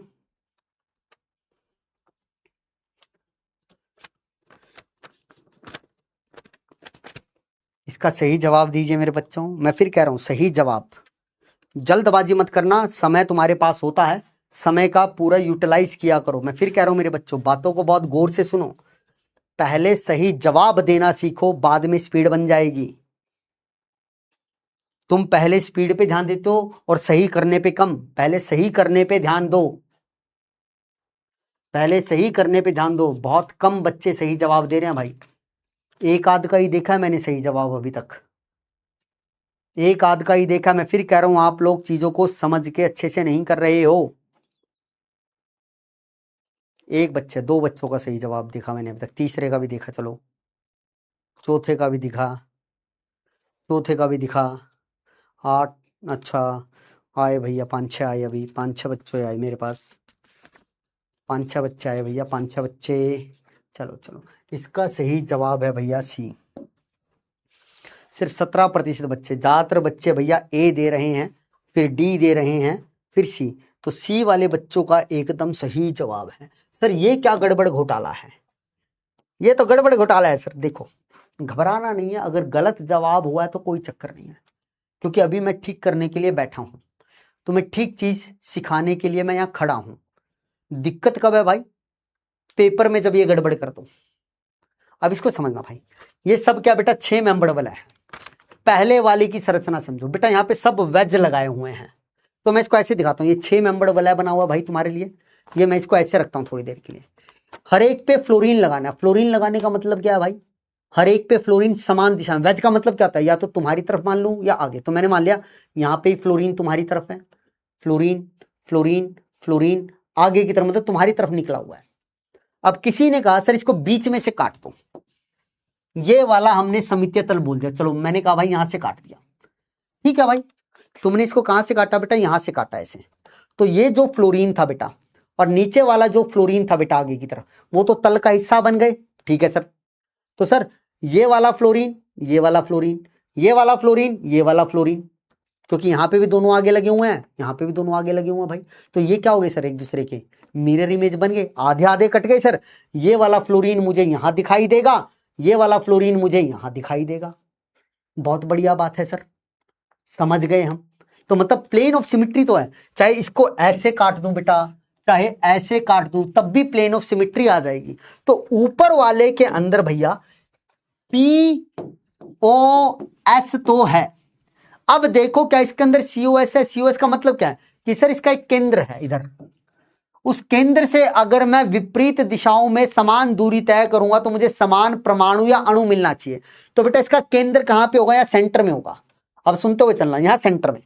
तो बेटा ऊपर वाला फ्लोरीन आगे की तरफ निकला हुआ है, क्योंकि वेज का मतलब क्या, दर्शक की तरफ। तो दर्शक आप है तो आपकी तरफ है, ठीक है। तो मैं इस केंद्र से आगे की तरफ यहां जाऊंगा तो मुझे फ्लोरीन मिला, यहां से आगे की तरफ आया तो फ्लोरीन मिला। तो बेटा इस आगे की तरफ आया हूं तो इसकी विपरीत दिशा कहां होगी, पीछे की तरफ होगी, यहां पे, यहां पीछे की तरफ। तो जल्दी बताओ क्या यहां पीछे की तरफ कोई फ्लोरीन है? तुम कहोगे नहीं सर, क्योंकि नीचे वाले कार्बन पे भी फ्लोरीन कहां लगा हुआ है, आगे की तरफ। ऊपर वाले पे भी कहां लगा हुआ है, आगे की तरफ। अगर केंद्र से मैं इधर ऊपर की तरफ जा रहा हूं आगे, तो सर इसकी विपरीत दिशा पीछे की तरफ बनेगी। तो पीछे तो कुछ है ही नहीं, तो मतलब यहां पे COS नहीं है, नहीं है भाई, कतई नहीं है। क्या यहां पर भैया COS है क्या? POS तो दिख रही होगी भाई, हाँ सर इसको ऐसे काट दो तो POS तो आ गई, क्योंकि सर यहां पे फ्लोरीन आगे है, यहां पे फ्लोरीन आगे है, यहां पे फ्लोरीन, ये देखो डैश दिखाओ, ये पीछे है, तो यहां पे भी इस कार्बन पे भी कहां दिख रहा है, पीछे है। तो सर इसके अंदर भी POS है, लेकिन क्या भैया इसके अंदर COS है? तो सर COS यहां पे भी नहीं है, क्योंकि सर ऊपर वाला फ्लोरीन यहां निकला हुआ है, ठीक है, और नीचे वाला फ्लोरीन भी यहां है। अगर इस वाले केंद्र से मैं, सुनना जरा बात को, इस वाले केंद्र से आगे की तरफ आता हूं तो फ्लोरीन मिलेगा, लेकिन उसकी विपरीत दिशा में पीछे जाऊंगा, क्या फ्लोरीन मिलेगा? नहीं मिलेगा, क्योंकि सर यहां नीचे भी तो आगे है, पीछे तो कुछ है ही नहीं यहां पे। तो तुम्हें तो पूरे अणु में मिलना चाहिए। अगर एक जगह भी तुम्हें चीज वो ना मिली विपरीत दिशा में जाने पर, तो तुम आंख बंद करके क्या बोलो कि सर वहां पे COS नहीं है। मैं फिर कह रहा हूं बेटे प्रैक्टिस की चीजें हैं, तुम कितना अच्छे से चीजों को समझो। क्या यहां पे POS है क्या? हाँ भाई यहां तो है। कैसे है? अब देखो, अब देखो भाई जरा समझना। पहले कार्बन पे, इसको पहला कार्बन बोल रहा हूं, पहले कार्बन पे कहां पे है बेटा, ये आगे की तरफ, दूसरे कार्बन पे पीछे की तरफ, तीसरे कार्बन पे आगे, फिर चौथे कार्बन पे पीछे, पांचवें कार्बन पे आगे, छठे कार्बन। मतलब अगर मैं क्या कर रहा हूं बेटा, यहां पे फ्लोरीन को आगे लगा रहा हूं तो इसके यहां पे पीछे हो गया, फिर आगे हो गया, फिर पीछे हो गया, फिर आगे हो गया, फिर पीछे हो गया। तो सर यहां पर तुम्हें क्या दिखाई देगा बेटा, POS दिखाई देगी। कैसे सर? देखो POS तो मुझे दिख रही है सर, ऐसे काट दूं तो सर इस कार्बन पे देखना भाई, इस कार्बन पे फ्लोरीन कहां दिख रहा है, पीछे। तो इस कार्बन पे भी कहां दिखेगा सर, पीछे, क्योंकि सर पीछे का पीछे दिखता है, आगे का आगे दिखता है। मिरर इमेज बनानी सिखाई थी ना, बस बदलाव कहां पे आता है मेरे बच्चे, बदलाव आता है बाएं का दाएं, दाएं का बाएं होने में। सर यहां पे कार्बन पे जो फ्लोरीन है वो आगे है, तो इस कार्बन पे भी फ्लोरीन कहां बेटा, आगे है, तो मिरर इमेज बन गई सर। तो यहां पे POS तो है। अब यहां पे क्या मेरे बच्चे, COS है, तो देख लो सर। सर ऊपर वाले कार्बन पे फ्लोरीन कहां पे है, देखो मैं तुम्हें दिखा देता हूं, अब तो चीजें बहुत क्लियर हो जाएंगी। सर यहां पे है कार्बन पे फ्लोरीन आगे, और इसके विपरीत जो नीचे 180 पे सर वहां फ्लोरीन का पीछे। तो सर अगर इस केंद्र से मैं आगे की तरफ आऊंगा तो फ्लोरीन मिलेगा, और इसकी विपरीत दिशा में पीछे की तरफ जाऊंगा तो वहां पे भी फ्लोरीन मिलेगा। सर मैं यहां से चला, यहां से इस कार्बन की तरफ आगे आया सर, यहां पे बेटा मैं आगे की तरफ आया तो क्या मिला सर मुझे, इस तरफ, इस डायरेक्शन में फ्लोरीन। अगर इसकी विपरीत दिशा में इधर जाऊंगा तो इस कार्बन पे क्या मिल रहा है सर बेटा, पीछे फ्लोरीन। सर इधर आगे आया फ्लोरीन, इधर पीछे गया तो इसके जो 180 पे है वहां पे क्या मिल रहा है सर, नीचे फ्लोरीन। तो हर एक दिशा में, विपरीत दिशा में अगर समान दूरी तय कर रहा हूं तो वहां मुझे समान चीज मिल रही है। तो सर यहाँ COS भी है, ये वाला तो कट जाएगा, ये भी कटेगा, ये भी कटेगा। डी वाले ऑप्शन को तुम खुद चेक कर सकते हो। अब तो भाई इस तरीके से तुमसे चीजें पूछी जाती है नीट के अंदर, ये नीट का सवाल है, नीट में आता है ऐसा सवाल कि POS किस में है, COS किस में है। क्या इतनी बात क्लियर है? जल्दी बोलो मेरे बाल को, क्या इतनी बात मेरे मेंढकों को क्लियर हुई क्या? इससे डिटेल में भैया इतने कम समय में मैं नहीं बता सकता, क्योंकि देखो भाई अब तुमने खुद देखा होगा ना बेटा, हमें ऑप्टिकल आइसोमेरिज्म में चैप्टर लेक्चर कितने मिले हैं, 5। तो 5 लेक्चर के हिसाब से मैं कंटेंट दे सकता हूं, क्योंकि है तो 11th का ही ना। 12th में तो बस ये है कि वे थोड़ा बहुत काम आएगा, तो वो उतना हम कर चुके हैं लगभग, बस थोड़ा सा हो रहता है, फिर वो हम कर लेंगे। क्या इतनी बात क्लियर है मेरे बच्चे? हाँ हाँ हाँ, कुछ बच्चे यस कह रहे हैं, हाँ डाउट कह रहे हैं। भाई डाउट देख लेता हूँ मैं डाउट भी देख लेता हूँ मेरे बच्चों, हाँ डाउट भी देख लेता हूँ, क्या है डाउट? सभी समान तो हैं? कहाँ पे समान है मेरे बच्चे? सभी समान का है? अरे भाई साहब, ये दिख नहीं रहा क्या? ये वेज है, ये टुकड़े हुए लाइनें डैश है, ये सारे वेज हैं बेटा, ये वेज वेज वेज वेज और 2 डैश हैं। यहाँ पे 3 वेज हैं और 3 डैश हैं, यहाँ पे 2 वेज हैं और 4 डैश हैं। नहीं बेटा, अलग अलग है वो। रागनी मीना जी आपने देख लिया होगा, ठीक है सर। जिससे पीओएस रेखा बनाई जाती है उस पर पीओएस नहीं देखा जाता। बेटा दीवार जहां बना दोगे, दीवार के अंदर जो चीजें आ गई है ना उसको मत देखो, दीवार से जो बाहर है ना उसको देखो, क्या वो बराबर बराबर बटा है? तुम्हें तो देखना क्या है, जहां पे तुमने एक बार दीवार बना दी, तल को तुम दीवार मानो। जैसे मैंने ये कहा था भाई कि अगर मैंने यहां से तल बना दिया है तो इस तल का मतलब क्या? दीवार है, और इस दीवार के अंदर ये वाला फ्लोरीन आ गया, नीचे वाला भी आ गया, तो इन वाले कार्बन और फ्लोरीन को तो देखना ही नहीं है।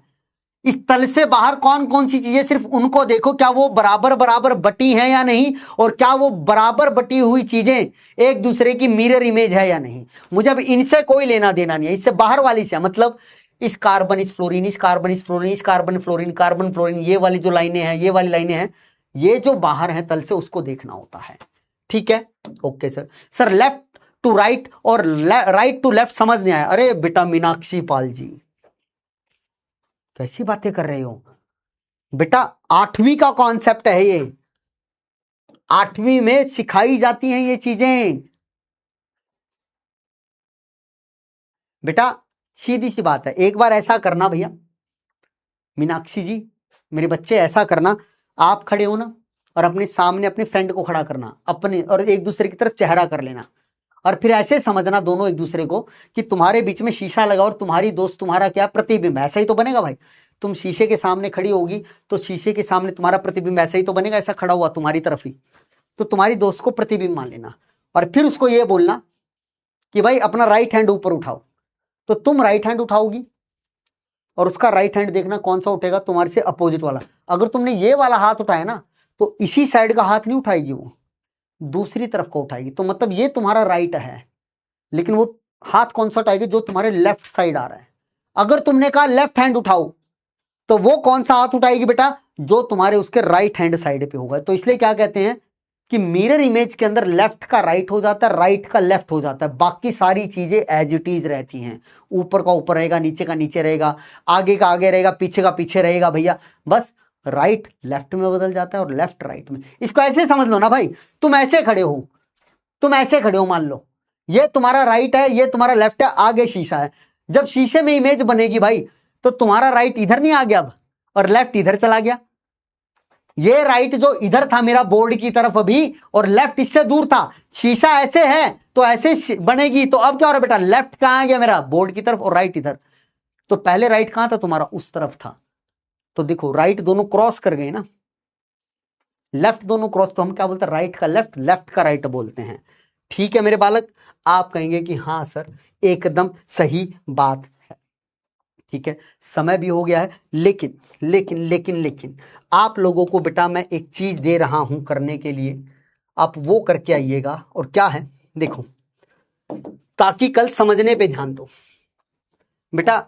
ये वाली जो चीजें मैंने लिखी है ना, इसको लिख लाना, ठीक है, इसको लिख लाना ताकि कल तुम सिर्फ समझने पे ध्यान दो।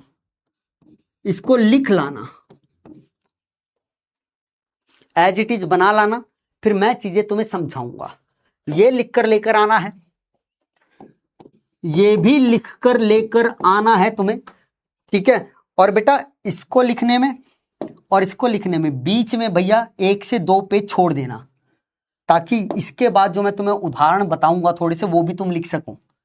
ये लिखा, फिर 2 पेज खाली छोड़ के ये लिखना भैया, ठीक है ठीक है ठीक है, ओके सर, ओके ओके। और ये भी चीज लिख लेना भैया, ताकि कल भैया तुम्हें सिर्फ समझने पे ध्यान हो। इसको भी लिख लाना और ये भी लिख लाना। अगर ये लिख लाए भाई तो कल फिर मैं तुम्हें उदाहरण देके ये चीजें खत्म करवा दूंगा। फिर उसके बाद बेटा हमारे पास 2 लेक्चर बचेंगे, 2 लेक्चर के अंदर मैं तुम्हें अच्छे लेवल के सवाल करवा के इस चैप्टर को खत्म कर देंगे। ठीक है, 2 लेक्चर के अंदर तुम्हें अच्छे अच्छे लेवल के सवाल करवा के इस चैप्टर को खत्म, फिर हम पढ़ेंगे हाइड्रोकार्बन के अंदर। क्लियर है मेरे बच्चे? ठीक है, ठीक है। लेकिन बेटा मैं तुमने जो बेसिक बता रहा हूं, मैं आप लोगों को जो बेसिक बता रहा हूं, और होमवर्क में क्या करना बेटा, अभी DPP 1 के क्वेश्चंस करना। अगर किसी बच्चे के पास मॉड्यूल है तो मॉड्यूल के अंदर से बेटा वो किरेल केंद्र वाले सवाल करके देखना। ठीक है, POS वाले करके देखना, COS वाले करके देखना। तो उसके अंदर से वो इन टॉपिक के सवाल करके जरूर देखिएगा। ठीक है, तो ठीक है मेरे बालकों, मेरे प्यारे प्यारे मैन को, आज की क्लास को मैं यहीं समाप्त करता हूं। आशा करता हूं, उम्मीद करता हूं कि आप लोगों को सारी चीज़ें अच्छे से समझ में आ रही होंगी। जो भी थोड़ी बहुत दिक्कत है भैया, बस समय बनाए रखिए, समय दीजिए, संयम रखिए, आपको सारी चीज़ें अच्छे से क्लियर होंगी। बस मेरे साथ अंत तक बने रहना, मेहनत करते रहना, जैसा मैं कहूँ वैसा करते रहना, डेली का काम डेली कीजिएगा, तो आपको भी मज़ा आएगा, मुझे भी पढ़ाने में मज़ा आएगा। अगर आप चाहते हैं कि आपके 12वीं में अच्छी परसेंटेज आए और आप लोग नीट के अंदर भी अच्छा परफॉर्म करें, तो बेटा मेहनत आपको करनी पड़ेगी, और मुझसे कहीं ज़्यादा मेहनत करनी पड़ेगी। और हर एक बच्चा करता भी है, जो मेहनत करता है बेटा उसको फल भी मिलता है। तो ठीक है मेरे बच्चों। अब देखिए, हाँ कुछ बच्चे ये डिमांड करते हैं, सर सॉन्ग सुना दो, शायरी। बेटा देखो, तुम्हारे मास्टर में ये टैलेंट है ही नहीं। मेरे बाकी स्टूडेंट से ही पूछना जो मुझसे पिछले साल पढ़े हैं, मैंने बेटा आज तक कोई शायरी नहीं गाई, कोई सॉन्ग नहीं। ये टैलेंट होता है बेटा, किसी किसी टीचर में होता है, मुझ में ये टैलेंट कतई नहीं है।